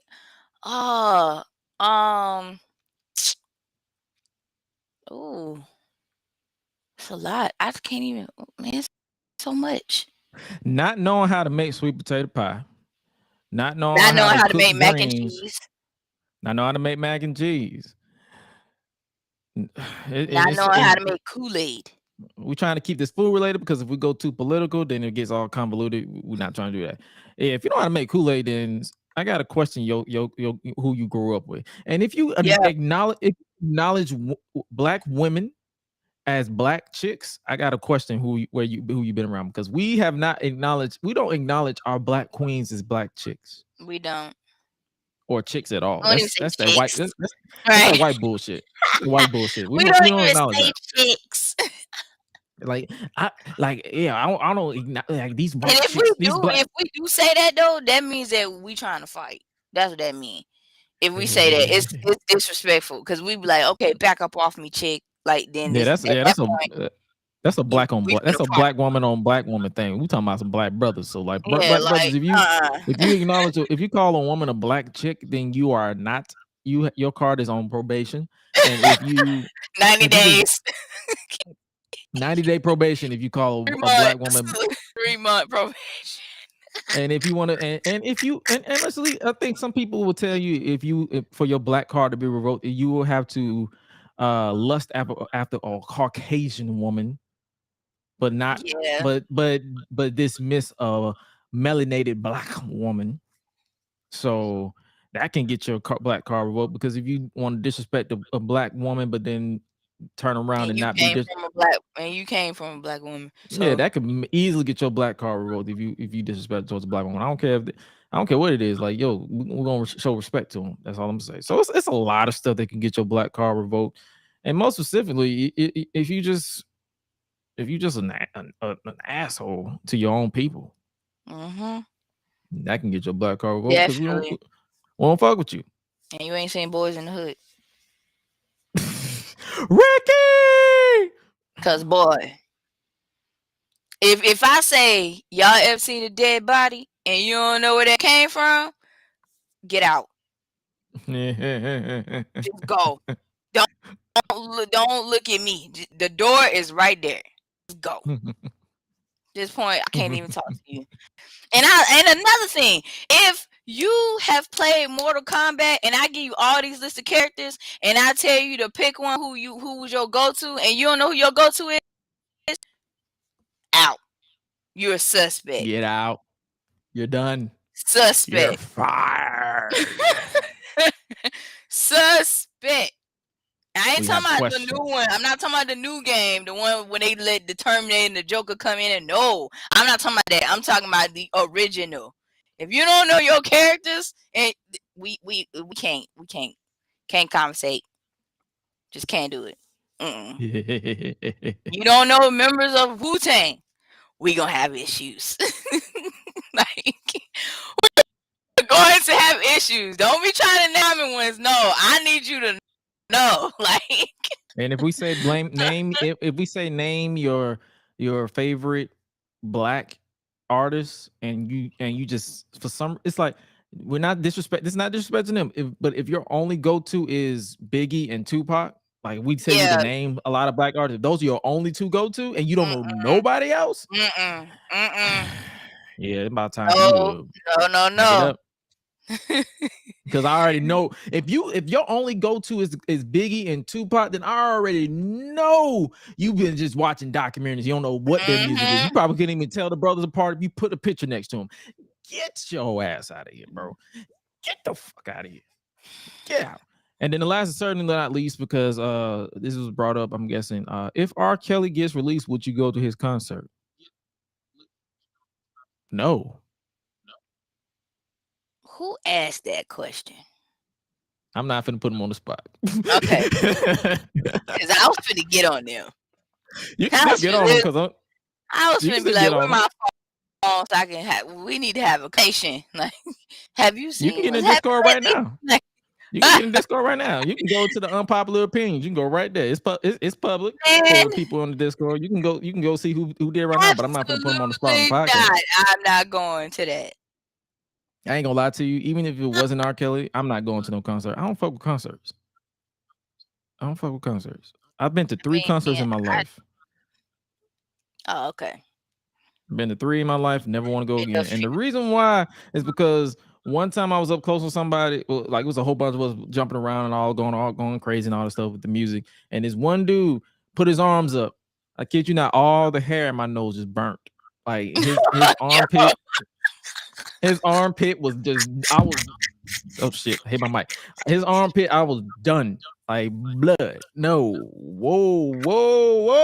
You did not leave your parents' facility smelling like this. You did not. You put Axe on your neck and your butt, but you did not bother to do it on your armpits. Now I don't even trust that you washed your ass. Why are you smelling like this? He's an artist and he smells you from down here. Why did you put your arms up? I don't even want to listen to this music anymore. I want to go home now because you decided to go to Burger King, buy their funkiest Whopper Jr. and rub it under your armpits and say, "Wee!" No, we're done here. We're done here. My nose went in retreat. My nose started to choke. My nose said, "What the fuck? No. Oh no." And to this day, I have never been to another concert. And if I have gone to the concert, I was off in the corner by myself. I am done. I am never doing that again. No. I've been to a couple concerts, don't get me wrong, but honestly, like by far, like my favorite will always be Tiana Taylor. Like that's hands down. So it's like I wish I could went to a Janet Jackson concert. I do regret any of her stuff, and that sucks. I grew up on Janet Jackson, but I mean, in a way, like they say, Ari, this one artist named Ari Lennox, she's supposed to be touring next year. So it's like I do want to go with that, see what that would be like. I just don't want to have to, deal with like people who just ain't got no sense. That's all I ask for. Like, smell like shit. Yeah, well, that too. Like, I'm like, girl, I'm gonna have to just catch you like when you go to Phoenix. Because if I try to go to see your concert in February in Atlanta, shawty, it's gonna be live. So that's why I'm just like, nah. Like, I'm trying to see if I can work out a way to go to Phoenix next year because she's supposed to be touring. She's supposed to start touring around the week of my birthday anyway. So I was like, you know what? Let me try to see if I can work that out some kind of way. Right. Moral of the story is wash your ass, wash your armpits, and don't bypass your armpits. But it's crazy. Do not bypass your armpits. How y'all don't clean your arms? Stinking ass y'all don't clean motherfucker. your armpits. Stinking ass motherfucker. That's another thing to get your black card revoked. Smelling like shit. Your body. Smelling like shit. Shea butter, some cocoa butter. All right, let's talk about this week in wrestling. Typically, for those of you who don't know, since we are on Thursdays, we typically don't talk about SmackDown until the next week because it's literally the day after the podcast goes up. So, you watch SmackDown, correct? Yeah. The Usos are now the longest reigning WWE Tag Team Champions. The WWE Undisputed Tag Team Champions, the Usos, defeated the New Day to retain the titles. And as of this past Monday, they are now the longest reigning Tag Team Champions in WWE history, with the New Day now coming in second. The match was great. I enjoyed it. They was cooking. The promo they had the Monday to build to this. Like the New Day and the Usos can wrestle 1,000 more times after Friday, and I would not hate it. Not at all. Also, Butch, Sami Zayn, Shinsuke Nakamura, Santos Escobar, Braun Strowman, Ricochet, Jinder Mahal, and Mustafa Ali were announced to be a part of the SmackDown World Cup. So our predictions don't mean jack shit. With the winner facing Gunther for the Intercontinental Championship. In the SmackDown World Cup first round, we saw Santos Escobar with Zelina Vega and Joaquin Wilde and Cruz del Toro defeat Shinsuke Nakamura to advance to the next round. Then we had Shotzi winning the SmackDown Women's title number one contender six-pack challenge to earn a shot for Ronda Rousey at Survivor Series for the SmackDown Women's Championship. And I wrote down, I swear I've seen the same number one contenders match in some way, shape, or form ever since SummerSlam. All you have to do is just rotate Liv Morgan with Ronda Rousey. Basically. SmackDown needs help as far as with the women's division, because I'm like, I swear, I'm like, I see the same people. Next up, we have the SmackDown World Cup first round match. Braun Strowman defeated Jinder Mahal to advance. And I wrote down, Braun Strowman is over. And he's solid in the ring, because the big man knocking shit over will always work. But please, for the love of God, for Pete's sake, hire a social media team and stay the fuck off Twitter. And if Twitter is about to die, you can stay off Twitter all you want. Just stop talking. I'm pro free speech, but damn, sometimes you just need to shut up. Right. You have the free speech to shut the fuck up. All right.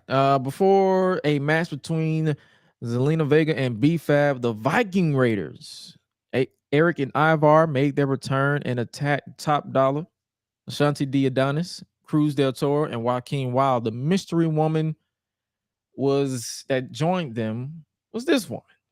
Yeah. I was like, okay. They basically beat everybody down. The mysterious woman was revealed none other than a returning Sarah Logan. And Sarah Logan hit a vicious pop-up headbutt on B-Fab, and that was that. So Logan and the Viking Raiders stood tall to end the segment. What you think about her appearance? Since this is woman business, what you think about her appearance? Man, this is an episode of Vikings. Because apparently she got backlash. She got backlash though for, I guess, apparently ripping off another independent wrestler. Max the Impaler is what people were telling me. I don't know too much about Max the Impaler myself, but if you look her up, I believe she has the similar gimmick. Like you heard a lot of people say Max from Wish.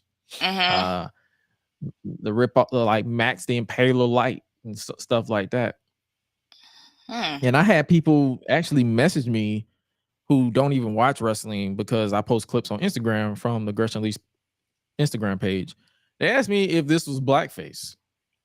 Oh, and I kind of had to explain that it's not. If you in that way, know, it's that's like something dealing like Vikings and stuff. It's Viking. Not that case. It's Viking. It's Vikings because blackface is not towards the lips. Like if it's all the way down here, then it's blackface. But being up here, it's just a Viking war paint. Like if you actually watch Vikings, like the TV show, you kind of saw that, and I didn't really take it as blackface. Like, I mean, I can understand why people would take it as blackface, but it wasn't blackface. It wasn't. Now that tattoo that she had on her lip was running down. Yeah. Either that's a tattoo or that's some hard removable paint. If that is a tattoo, I want to know how she pitched it to her tattoo artist. Like, did she go to a tattoo like, "Hey, blood, give me that leaking sperm down my chest"? Or it could represent something else, because you know how some people like when they come from like certain tribes or whatever, look stuff like that. It could be one of the reasons, but if it's not, then it's no big deal. But if it's like tattooed, then yeah, there needs to be an explanation, because don't nobody just need to be walking around with that whole thing like that. I'm like, it looked like some people thought she was just spitting out like makeup or something. I'm like, no, when she rubbed her face, nothing moved. I'm like, that's either a tattoo or that's some permanent marker or something, or is it I don't know. I mean, I'm not really a fan of the Viking thing. Like, I mean, let's see where they go with it, if you will. That's what I'm saying. I'm figuring out where is it going. Like, it's more so me, like, where y'all taking this? Like, is it gonna bore me to death? Is it gonna be something that I pretty much skim over on the podcast? Let's see what they got. Let's see what they got pretty much. Next up we had obviously we had the main course. We had Paul Heyman, Solo Sikoa, the undisputed WWE Universal Champion Roman Reigns, and the undisputed WWE Tag Team Champions, the Usos. They came out to the ring to cut a promo. Reigns asked the Indianapolis crowd to acknowledge him, the whole nine, to which they obliged. Heyman then cut a promo calling Indianapolis a hellhole to the dismay of the Usos, Sikoa, and Reigns. Heyman responded to the crowd's reaction by saying that it was not very Usi of them. Heyman talked about the great rivalries and correctly saying England versus United States, but a big feud, which when it was actually United States versus Mexico and England versus Germany. Heyman then said that the New Day did not compare to the Usos, nor could anyone compare to Roman Reigns. Reigns was about to congratulate the Usos before they were interrupted by the Brawling Brutes. They were interrupted by the Brawling Brutes. That is Butch and Ridge Holland. Holland said that he brought back up before revealing a returning Sheamus, fresh off getting married. They had to write him out to get married. Sheamus called Reigns a legend and told Reigns that it was the start of the end of the bloodline, or at least he tried to, because the microphone glitched and Reigns called it out, saying, what you gonna do? You can't even get the mic to work, son. The Brawling Brutes and the bloodline brawl before Drew McIntyre came out to make the save for the Brutes. And when his music played, I said, please, for the love of God, not again, because I thought he was going to feud with Roman again. I'm like, we've been over this. We've been through this. I did too. Like, we've been through this. Bro, we already did this. Like, come on. But then I'm guessing this was basically the setup for War Games, which is more likely going to be the Bloodline versus Drew and the Brawling Brutes, and probably a fifth man, because I believe it's 5-on-5. But yeah, the show basically ended with an all-out brawl between every member of both opposing teams, and that's how we got it. And I'm still mad that the shirt that Roman and them wore, the We Are the Ones, the cameo version, was a tribute to the Troops exclusive. They need to go ahead. They send on money. They need to go ahead and release that to the public. We the Ones. It was a camo version. So I'm gonna need y'all to release that. I will rock the hell out of that. Like, come on. I rock the hell out of that. Like, anything with camouflage, that's me. That is me to a T. I will rock the hell out of this. I will rock the hell out of it. I mean, it was like when Roman was standing there first, he was looking like, oh, like, yeah, y'all better handle that. Don't let nobody touch me. Don't touch me. Don't. Don't What? touch me. You gonna come over here in my ring swinging? Well, y'all better swing on then. Don't touch me. Don't touch me. Don't touch me. You're like, don't touch me. Don't touch me. Don't I was like, this joker get touched. like touching. You're touching me. Oh my God. Why are you touching me? Did you just touch me? Yeah, why are you touching me now? Like, come on, dog. Why the fuck are you touching me? Why are you touching me? Where you get this from? Did you catch Raw? A little bit. You got Raw a little. Let's get Raw. Let's talk about Raw. Let's get a little Raw. Seth Rollins kicked off the show in his respectable Hoochie Daddy outfit. Yeah. The crowd was chanting, "This was stupid," in reference to Austin Theory trying to cash in the WWE Money in the Bank briefcase case unsuccessfully. Dumbass. His hair was longer too. That's another thing I blew it out. I said, "We got to." I said, "That hair done got longer." I said, "That's what I said to my mom." I said, "This must be a blowout." He got that Dominican blowout. He got that blowout. He was walking, fanning it and stuff like that. Blowout. I said, "Look at this right here." This dude was he was feeling it. He was feeling himself. They're like old rock star right now with the Willy Wonka glasses on.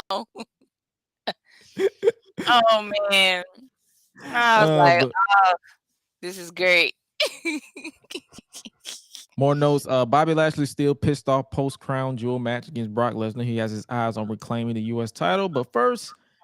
That man, nope, not him. That man manhandled Mustafa Ali. That man was just abusing his ass. I'm like, bro, come on, man.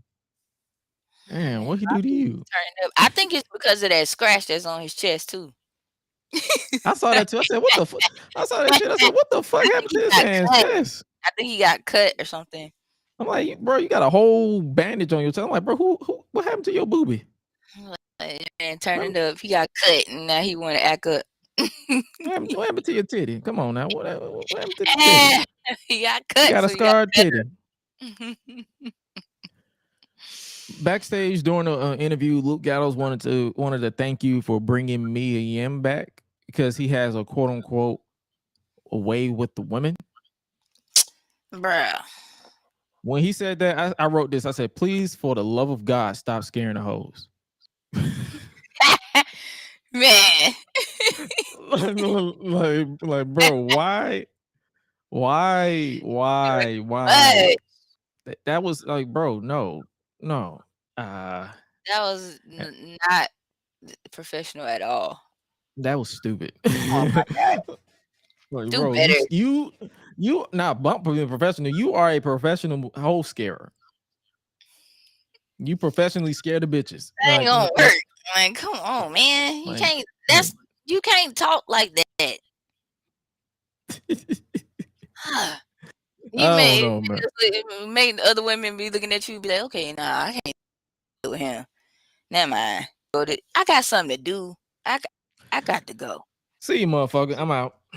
All right. That remind me of that dude, like that dude put on Twitter. The dude put on Twitter earlier, like he was like, he was on a first date and he took this girl on he was driving with this girl listening to MF Doom. And she left 30 minutes later. Like, bro, you can't be like MF Doom is not a first date song. You are professional.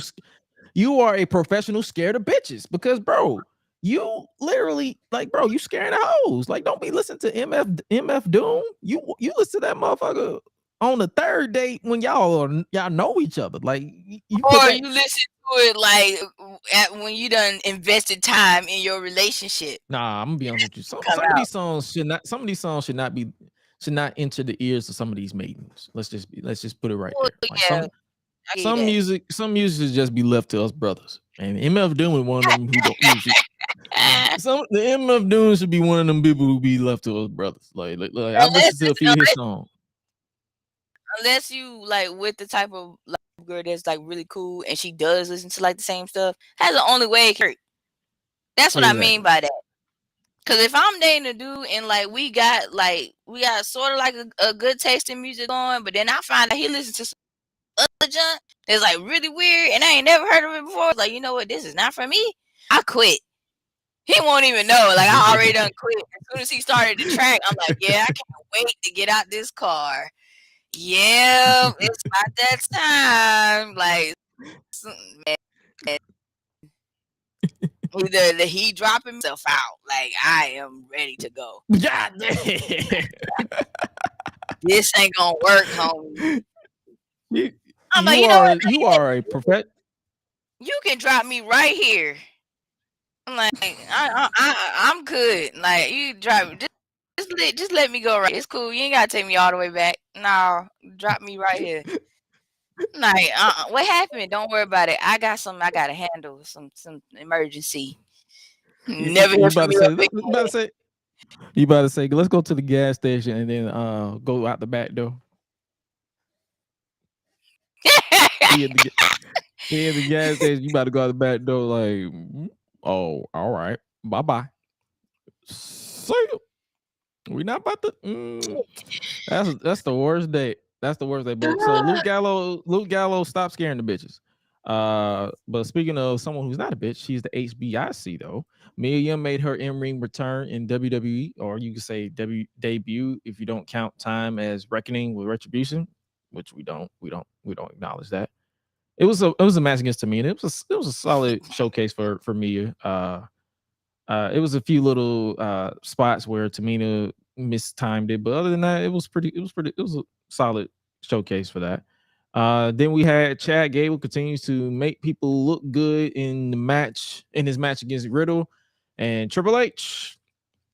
It's time, my brother. It's time to put the rocket on this man. He is too good to be losing. Let's get him in a title feud. Now that Seth Rollins is probably going face, put him up against Seth Rollins and let them cook. That's all I'm saying. Because I will never stop giving Chad Gable praise because he is too good in that ring. He is for real. Too good in that ring. Aside from that shoot jump, other than that, he's great. No, don't disrespect the shoot. It's so annoying. No. Suck it up. Suck it up. It's so annoying. Oh gosh, like I can't. Like, why? Shush. Every time I look at him, it just comes to mind. Every single time, man, that's so annoying. Thank you. But he is an amazing performer in the ring. I have to give that to him. I have to. He's amazing. Yeah, Baron Corbin. Speaking of not amazing, Baron Corbin and JBL playing poker backstage, where Akira, still wearing a ninja for some reason, Tozawa arrives to play. Later, it was shown that Tozawa feigned not knowing how to play, obviously, and cleaned up the poker table, which upset Corbin, and they will wrestle later on in the evening, which they did. Baron Corbin with JBL defeated Akira Tozawa. And I wrote this down. Am I alone in wishing for this to end already? I'm like, I really don't care for this. I don't really care for this. And it's like I saw someone say that JBL should have been given to Austin Theory as a mouthpiece because Corbin, character-wise, has come and gone. Like they feel like it's like anything with Baron Corbin, it just doesn't work outside of bum-ass Baron Corbin, which was entertaining. But it's like, I don't know what it is. It's like I like Baron Corbin as a performer because he has two of the best moves in my opinion, the End of Days and the Deep Six. But it's like whatever they're doing with his character is just, it's not like, I don't want to boo you, I don't want to cheer you, I just do anything else with my time. And that's not a knock on him. That's just the fact. Like I'm like, I don't care. That like, oh, this is the thing. Oh, okay. Congrats, I think. All right. Next up, we get Johnny Gargano and The Miz. They continue their Days of Our Lives storyline with Dexter Lumis, and I relate to Dexter though. I relate to him a little bit because I'm gonna be honest with you. If someone owed me money, I'm running up on them too. Oh yeah, definitely. Like, hey, where my money? Hey, where my $2? Where my $2? Where my $2? Like, where my $2? Like, no, give me my $2. With interest, because you late. With interest. Now give me $4 because I had to burn you down. I had $2 at first. Now I gotta add on interest because you want to be late and not pay. You want to give me my money? Should have paid my money. Give me my money. We gotta up them money. Exactly. Like it's interest. Like the longer I wait without my money, the more you playing with my money. It's like playing with my emotions. It's just the principle of the situation. It's the principality of the situation. I'm trying to tell you. Speaking of principality of a situation, Dominic Mysterio still portraying that insufferable kid that hides behind the Judgment Day, and I guess I should say it's working. Okay, so right. Yeah, once he puts some bass in his voice, he might actually start winning me over. Speaking of someone who should be winning, Shelton Benjamin, he should stop putting people over. That needs to change. Okay, see, I didn't see that far. Yeah, Shelton Benjamin. Okay, great. We'll talk about that in a minute because I feel like Raw is Raw is something. Backstage, Austin Theory claims that Money in the Bank briefcase was an anchor for him when it was time for him to compete against Dolph Ziggler. Theory had no cell phone with him during this, so I'm guessing you can say this is a hard reset for Austin Theory. I guess they're doing a hard reset because he's not doing a selfie gimmick. He's pissed off. He's angry. He's angry at the world. He got no money in the bank. He ain't got nothing. He is angry. He is furious. He is just. Yeah, I saw that. I did catch a little bit of this, and I was like, "Oh, he's finally changing." You still got to fight for that Atlanta card back though. When it was time for him to compete against Dolph Ziggler, Theory had no cell phone with him. The match started off competitive, but completely shifted when Theory decked Dolph Ziggler with an attempted super kick. Then he hit 2 back-to-back 8-count down stuff. That's still his finish for some reason, even though it was kicked out like 3 times. Before completely going crazy and attacking Ziggler from the mount position. Then the match obviously was thrown out. Excuse me. Dolph Ziggler was spilled to the floor, and then Theory would attack him outside and throw several Office Depot chairs on him before being pulled away by officials. So that's disrespectful. Getting Office Depot chairs, $60 chairs thrown on you. The disrespect. the disrespect. The $60, the disrespect. Next up, we get Io Sky defeating Dana Brooke. She's still upset about the 24/7 title being thrown away. You are alone on that one, sister. And then we cut to Mia Yim. She officially joined Team Bianca for War Games. And then later on in the evening, Rhea Ripley declares she will be a part of Team Damage Control in War Games. So this beef between Judgment Day and the OC is merging into War Games. Kill 2 birds with 1 stone. It was announced there will be a match next week to determine who will have the advantage going into the Women's War Games at Survivor Series. And then we had the main event of Raw. I fell asleep on this. I'm not going to lie to you because I was exhausted. I had to go to work the next day. So I had to watch this back the next day. Finn Balor versus Seth Rollins for the United States Championship. It was a solid match. I enjoyed it. Like anytime Finn Balor and Seth Rollins work, they always cook, in my opinion.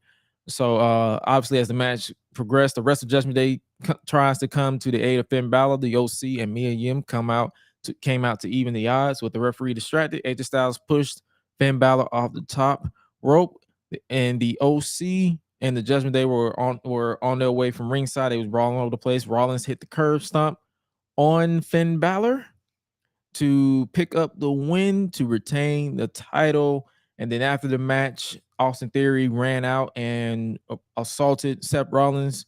So I'm guessing they're continuing this feud with Rollins with this new vicious Austin Theory. He finally snapped. He hit Rollins with the 8-count down and dropping him with the United States Championship belt before standing over the fallen Rollins with the United States Championship. Am I alone in thinking that Raw, even though it has its good moments, is still missing something? No. Okay. Because I feel like Raw, it has its good moments, but it's still boring in certain parts. Yeah. It could be just that. It could be just that extra hour. Like weekly wrestling should not be 3 hours. I'm sorry. It really shouldn't. It should not be 3 hours. It should not be that long. Maybe, and I'm 1 or 2 promos. That's it. Like, don't stop festering it. I don't know, man. When Like, you get that mark, I'm falling asleep. And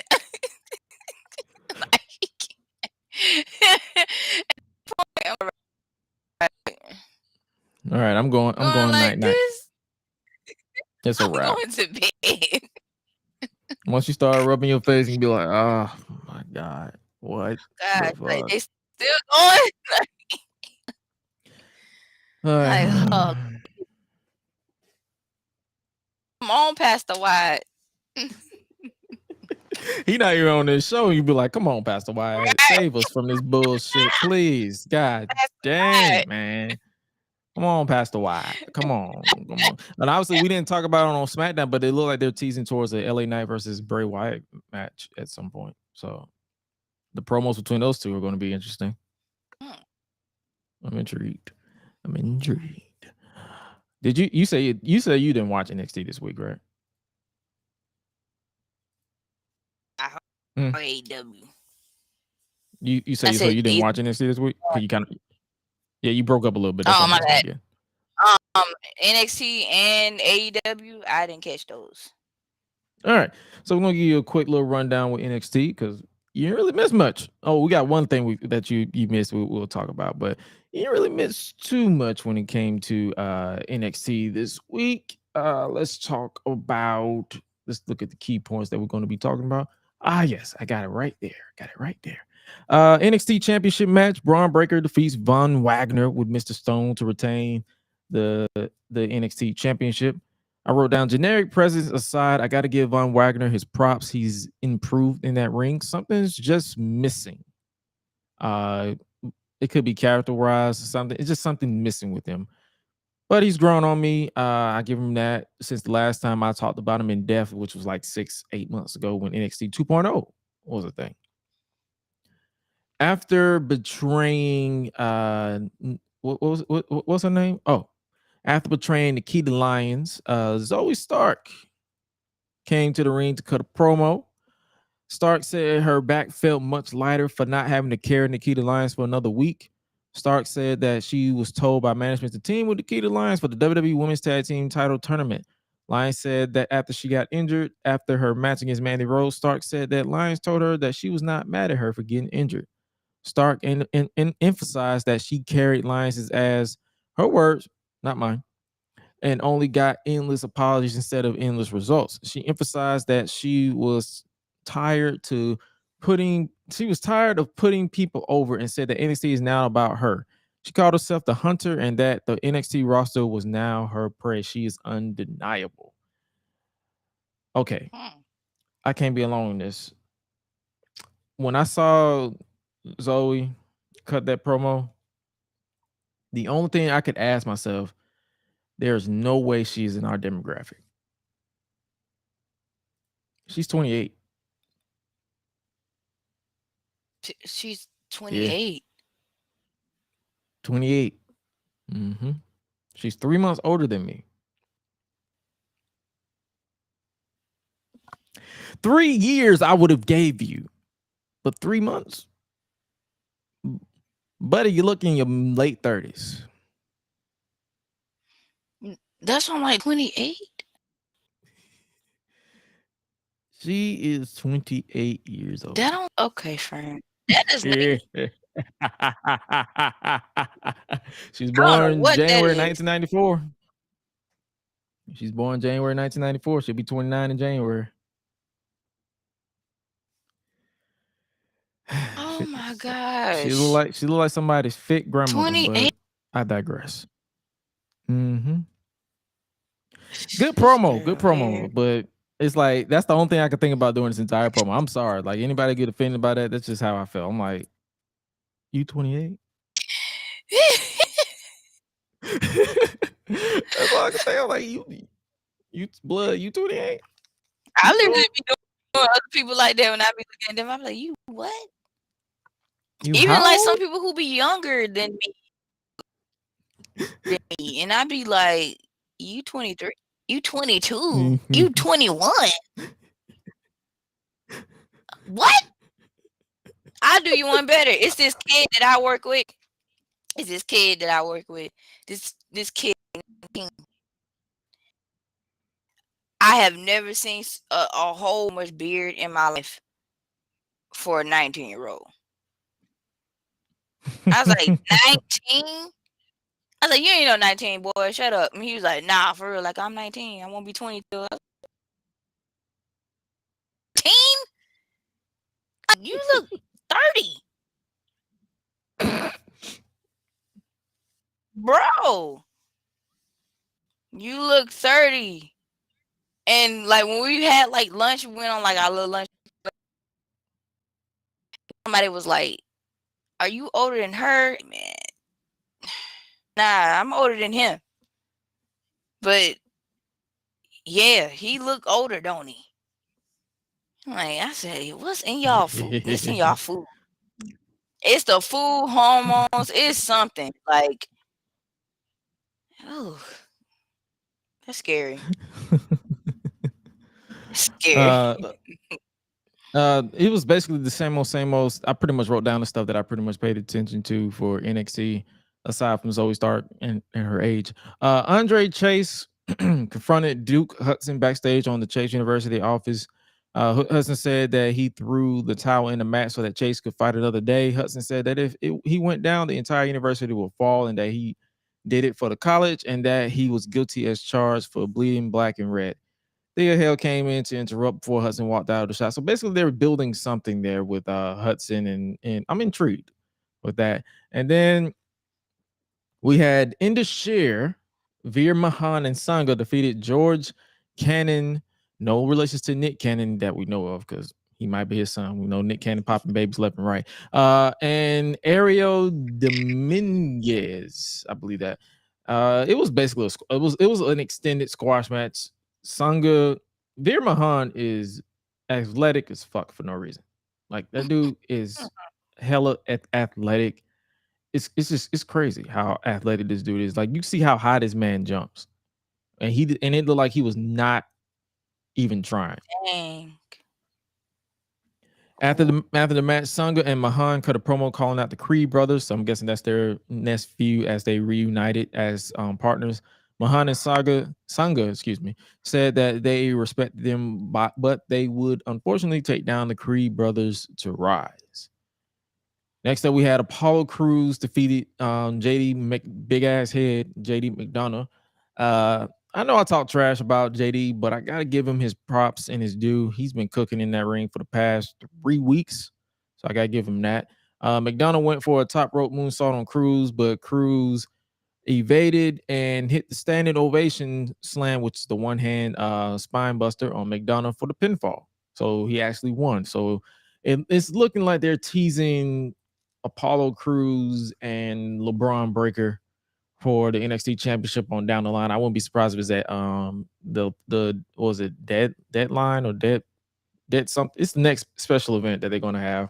I wouldn't be surprised if it's that if that's the match that they go for in this scenario. Then we had I guess you can say, NXT Women's Champion Mandy Rose was interviewed backstage by Mackenzie Mitchell from the Toxic Lounge. Rose called herself a 1 in a billion superstar and said that she would be the last woman standing in the main event of the show.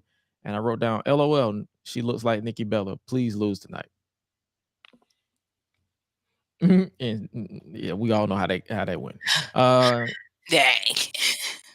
Booker T moderated the contract signing of Carmelo Hayes alongside Trick Williams and NXT North American champion Wes Lee, because they're signing the contract for the NXT North American Championship match that is going to take place next week.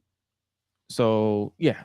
And of course, Trick Williams was just talking his talk, and Booker T was doing his thing.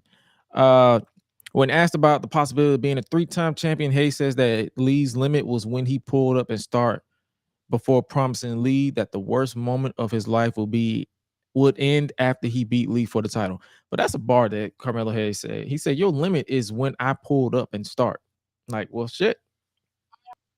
That's a bar. Right.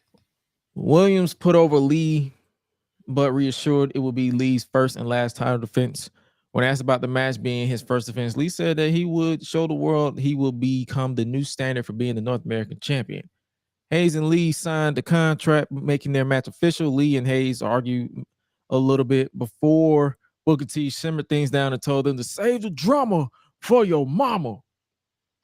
And I bust out laughing when he said that line. More little tidbits that we're going to talk about. Odyssey Jones was backstage with Malik Blade and Idris Enofe. Blade explained that he wore the sweater vest because we all wonder why that man is wrestling in the sweater vest. He explained that he wore the sweater vest as a tribute to his dad, who was a pastor, so he's a PK kid. Blade said that he is wearing the vest to honor his dad's memory. So I'm like, huh. So that is the gimmick. And he probably is a PK pastor because I can relate. I'm unfortunately a PK pastor. So there's that. The dyad of the Schism with Joe Gacy and Ava Raine defeated Brooks Jensen and Josh Briggs with Fallon Henley. There's that. And then we had the Iron Survivor Challenge announced by the one and only Shawn Michaels. You want to know what the Iron Survivor Challenge is? Yes, I do. Let us find out. All right. Here we go.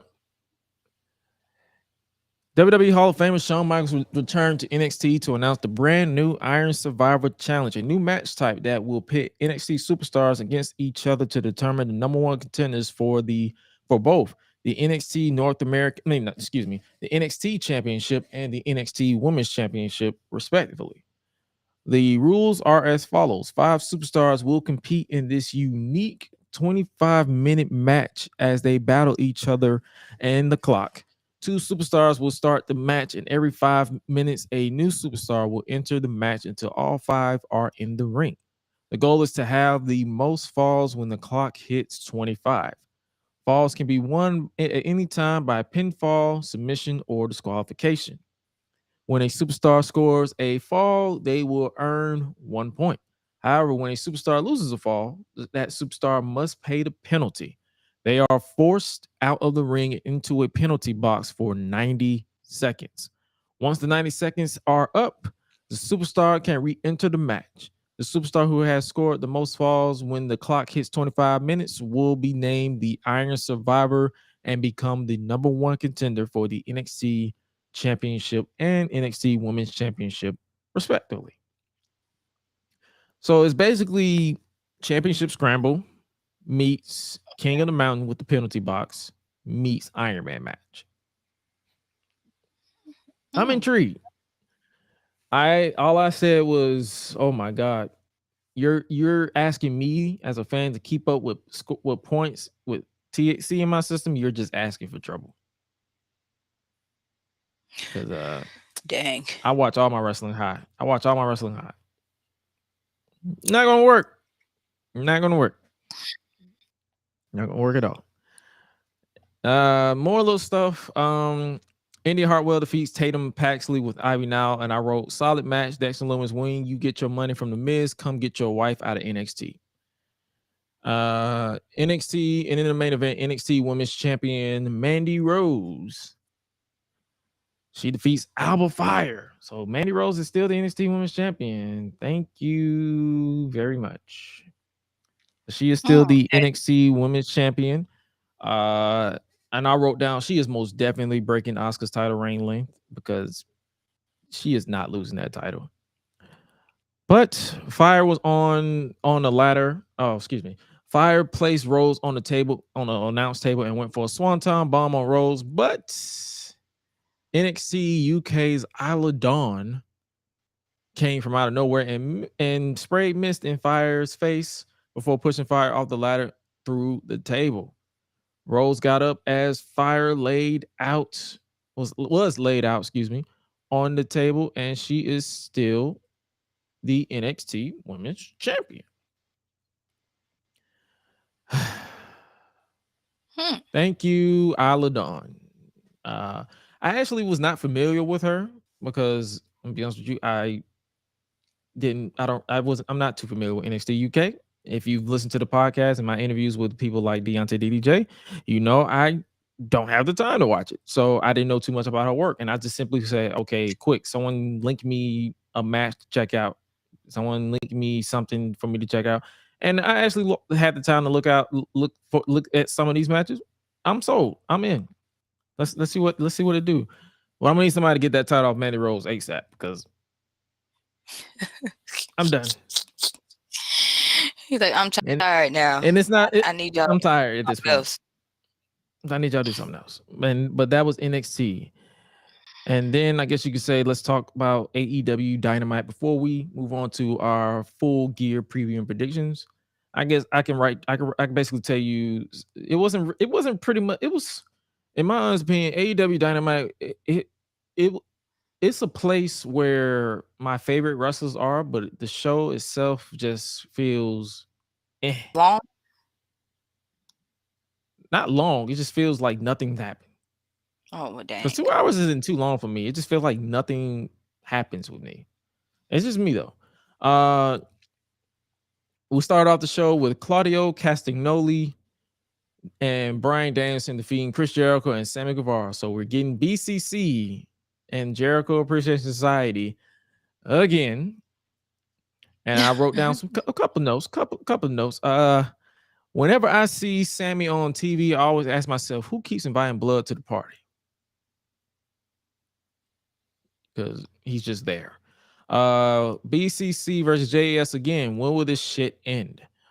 ROH needs to hurry up and get a TV deal or streaming deal because anything not named AEW, do not care. I do not care about at this point. It's just convoluted at this point in time. Get off of my TV, please. Let's move on. Then we get a vignette where Darby Allin and Sting were shown driving after Sting pulled Darby out of a body bag.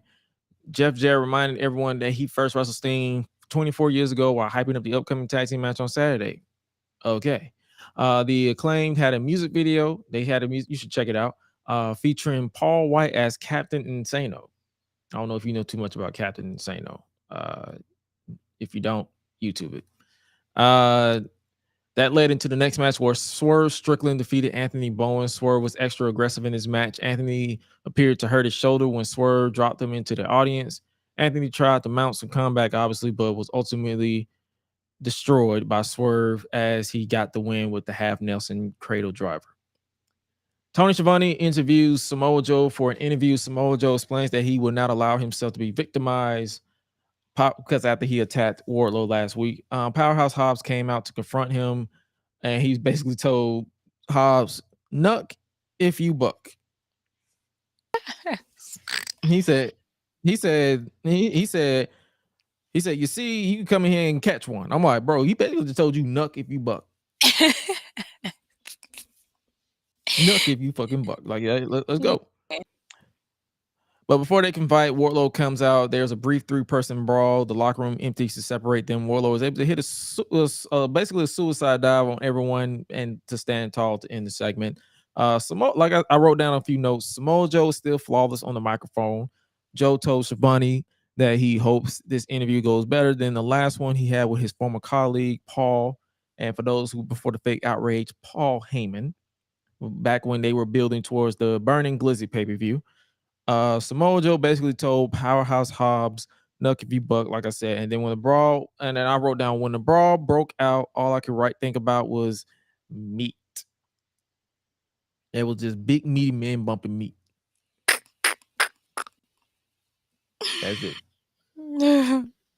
People want their 5-star classics. People want their 30-minute matches.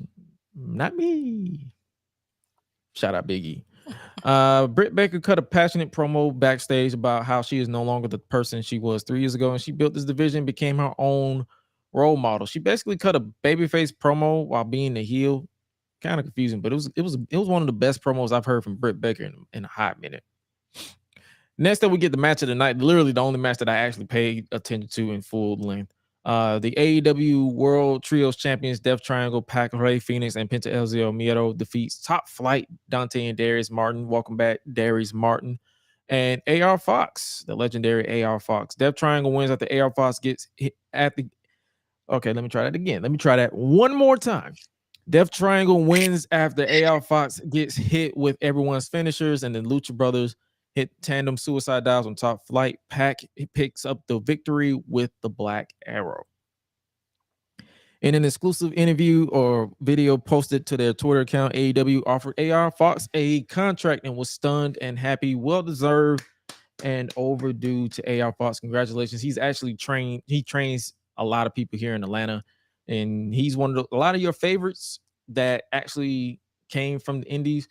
9 times out of 10, he trained them or had a hand in training them.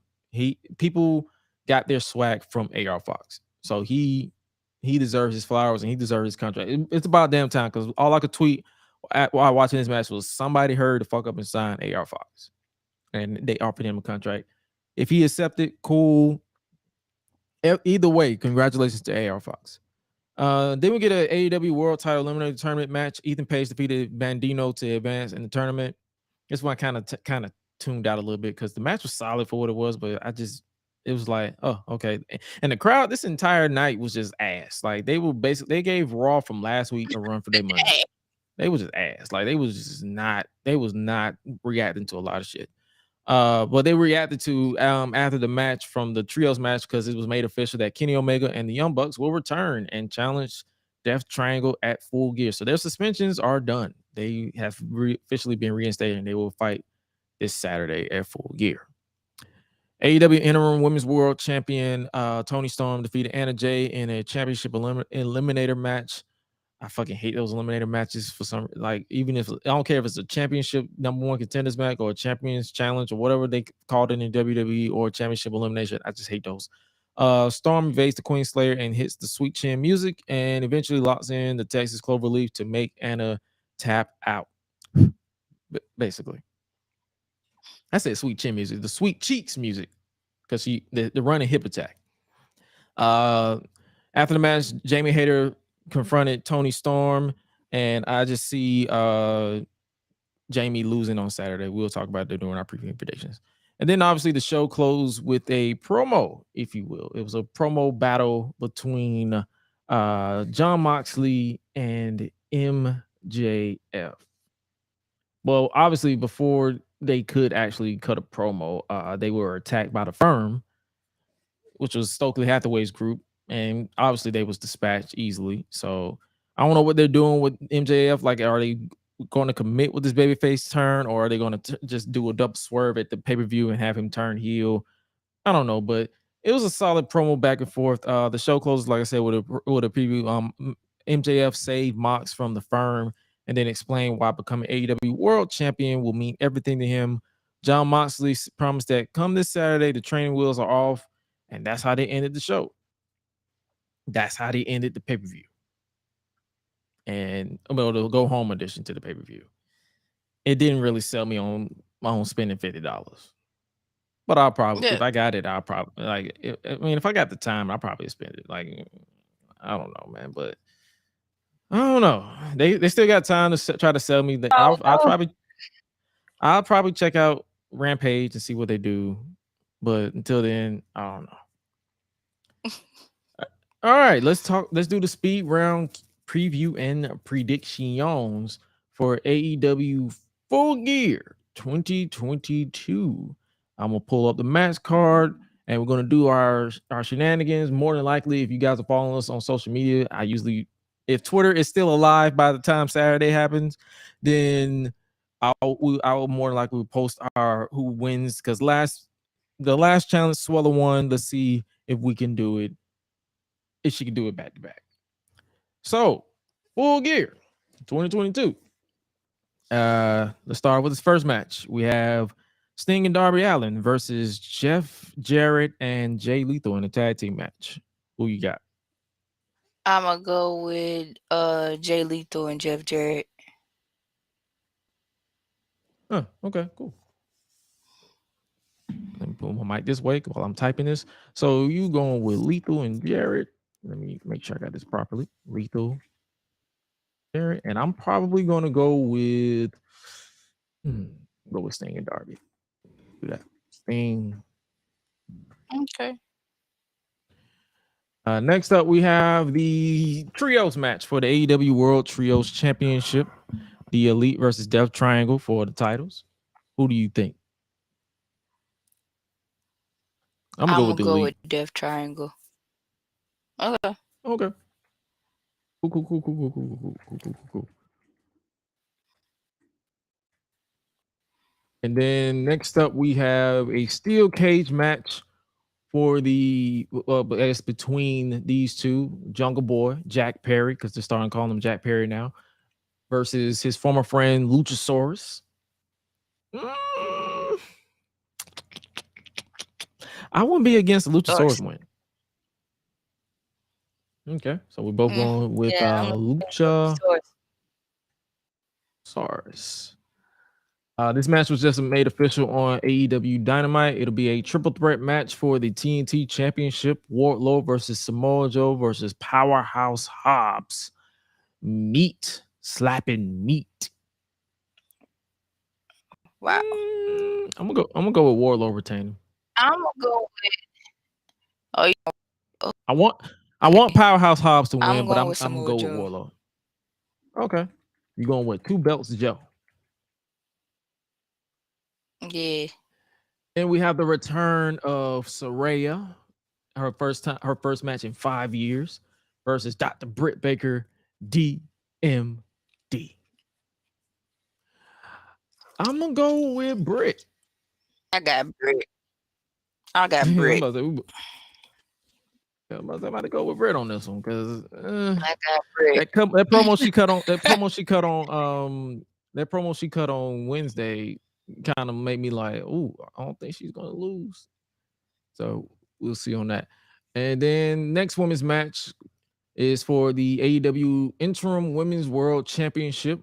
Toni Storm defending against Jamie Hayter, what some people are calling the Battle of the Cheeks. Some people are calling the Battle of the Cake Apocalypse. So much going on horny Twitter. But I'm going to go with I want Jamie Hayter to win so bad, but I'm gonna have to go with Toni. Because I don't see them having her drop the title until I don't see them having her drop the title until Thunder Rosa returns. So I'm gonna have to Toni. Okay, so both going with Toni Storm. Cool. Next up, the final women's match of the night. We got 3. That's a shocker. Is Jade Cargill versus Nyla Rose for the TBS Women's Championship. Jade has been undefeated so far. As much as I love Nyla, I wanted to win a big one. I kind of see them keeping the title on Jade. That's what I see. I got to go with Jade. Who you got? You guys mind the little technical difficulties, ladies and gentlemen. That's what happens with the internet and stuff. But I'm gonna have to go with Jade Cargill. More than likely, Suela will go with Jade. If she doesn't, I mean, it is what it is. Next up, we have a match that I kind of don't really care too much about. It is ROH World Champion Chris Jericho versus Bryan Danielson versus Claudio Castagnoli versus who keep inviting blood to the party? Sammy Guevara for the Ring of Honor World's Heavyweight Championship. Played a 4-way match that I kind of don't care about with what's going on with this. I truly truly don't care about this match at all. But we swallow this back. Well, but we are not. I guess we gotta pick this one. Real quick, Swallow. Who you pick for that TBS Women's Championship match? Jade Cargill. All right, bet. So I was right. All right, but yeah, this fatal 4-way match. Do you care about this? Not really, but I want Claudio Castagnoli. All right, so you going with Claudio? I go with Bryan Danielson. I already know it's not going to happen, but yeah, we're both gonna go with Claudio. You gonna go with Bryan Danielson because Bryan, for some reason, just does not want to win. So we're just gonna go with that. Next up, we have the AEW World Tag Team Championship match. We have Swerve in Our Glory versus or challenging the Acclaimed for the tag team titles. I kind of see the Acclaimed retaining the titles here because they're too over. They're like they get that's true. I won't be against if Swerve in Our Glory get it back, but like I mean, I'm gonna go with the Acclaim for this one too. Okay. And then we got the main event for the AEW World's Heavyweight Championship: Jon Moxley versus MJF. Like, let's be real, this wasn't the opponent that MJF was destined to face. He was probably going to face CM Punk. That was going to be the finale, the person who he lost to in a dog collar match. But then AEW All Out happened. The medium scrum from hell, or the press conference, as some people call it, that happened. But this is what you got to do. This is what you got to deal with. You got to move on. But I as much as I love Jon Moxley, I feel like it's time MJF.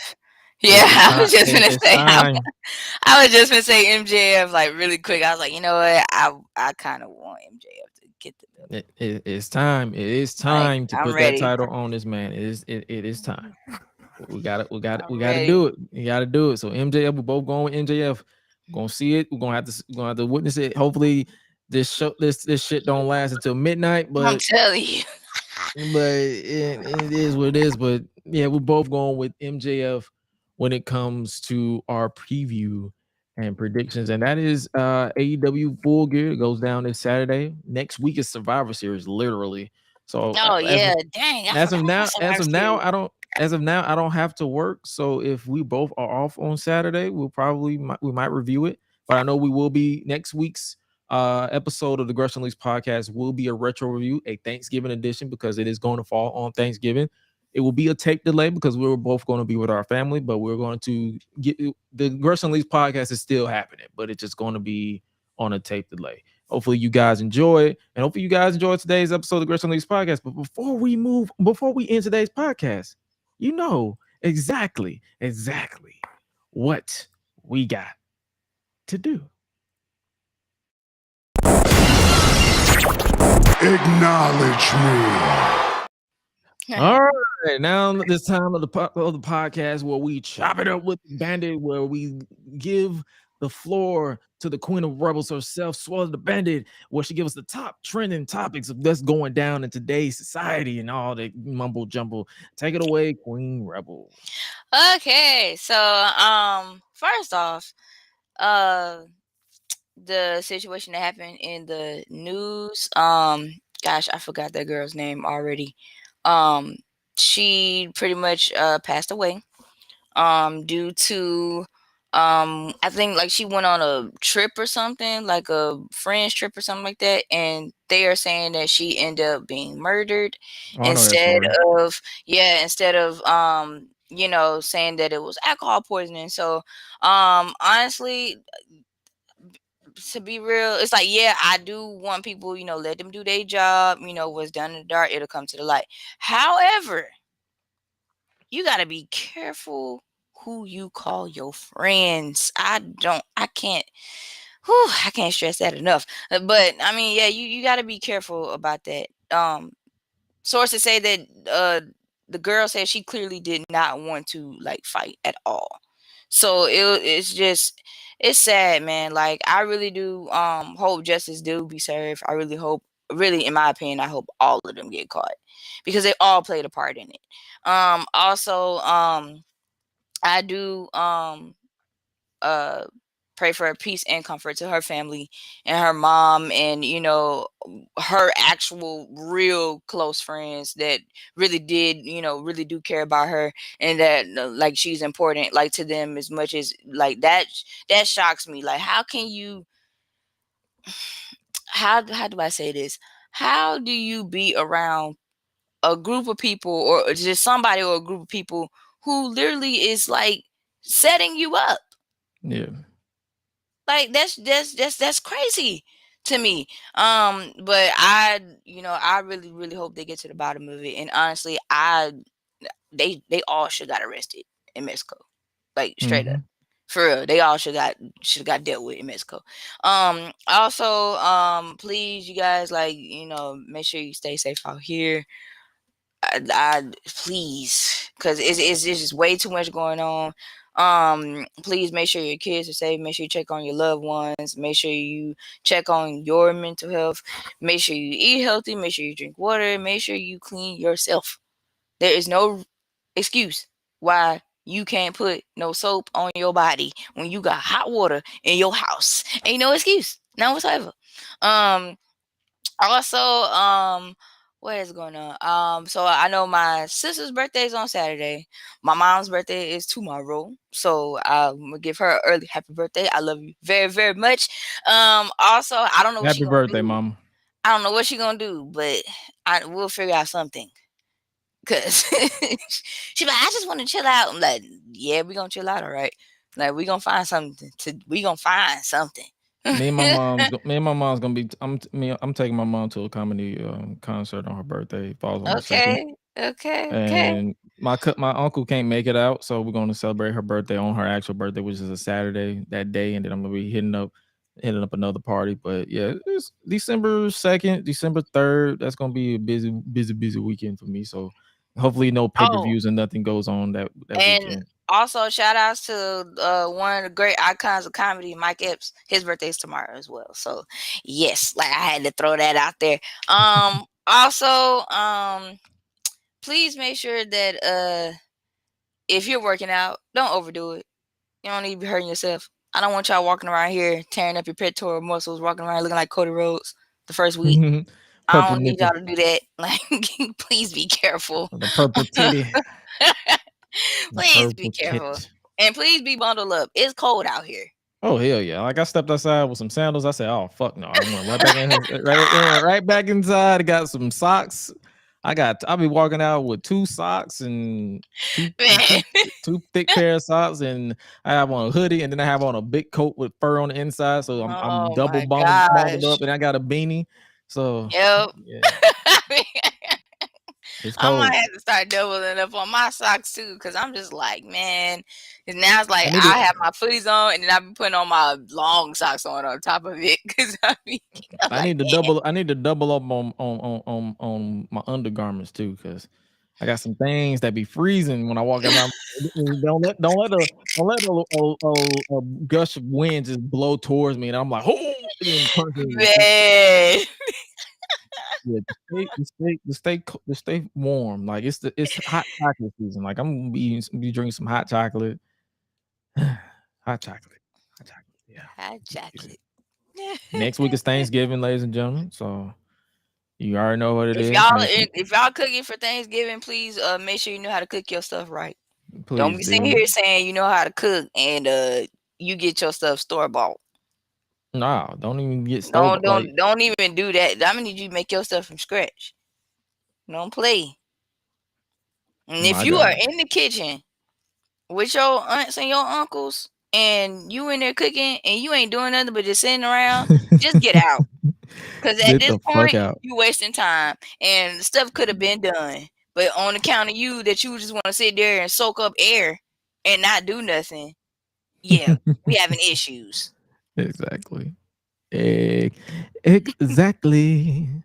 yeah, ladies and gentlemen, the holidays are coming up, so you gotta do your thing. Also, if you haven't already, make sure you guys step up. I don't know if you guys are into dancing. Check out Step Up, the series that's back on Stars.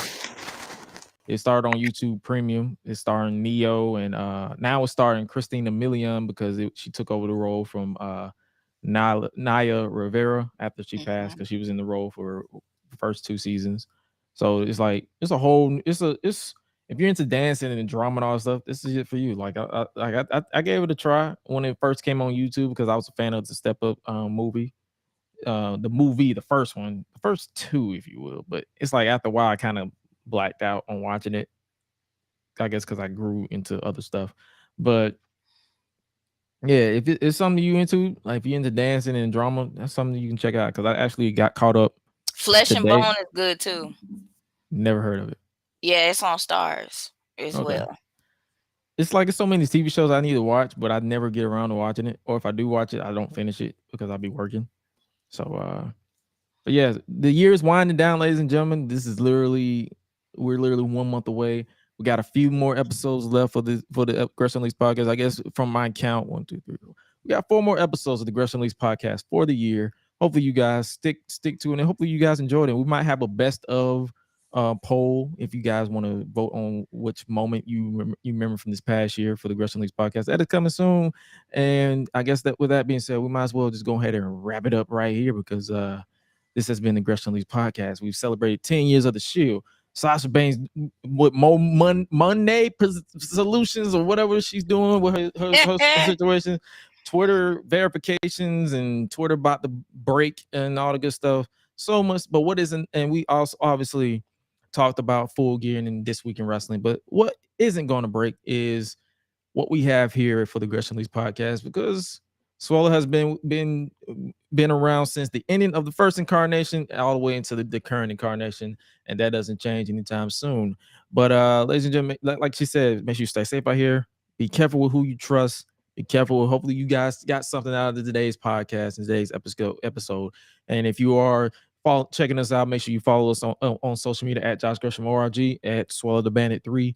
At if you don't want to remember all that stuff, you got the link solo.to/Gresh and solo.to/Suela, or make sure you leave us a rating over at www.gressunleashed.com where you can find all your audio goodies and your audio porn, if you will, because we are having fun over here at the Gresh Unleashed podcast. And with that being said, you guys stay safe out here. The next episode, like I said, will be a retro review because of Thanksgiving, and then we will be right back here with This Week in Wrestling because typically those Thanksgiving week episodes are pretty much hit or miss anyway. But yeah, we'll and if we record at like during the go home of Raw, we'll probably talk about Raw briefly. But yeah, we'll be right back here next week for you guys with the Gresh Unleashed podcast. Happy holidays, happy Thanksgiving, and all the good stuff. Make sure you guys get full and stuffy and all that jazz. But with that being said, remember, you are loved, appreciated, and respected by us, especially by your Unleashed family. And with that being said, you guys stay safe out here in these streets. And remember to always eat, sleep, flex, and repeat. We out. Be breezy. Bye, y'all.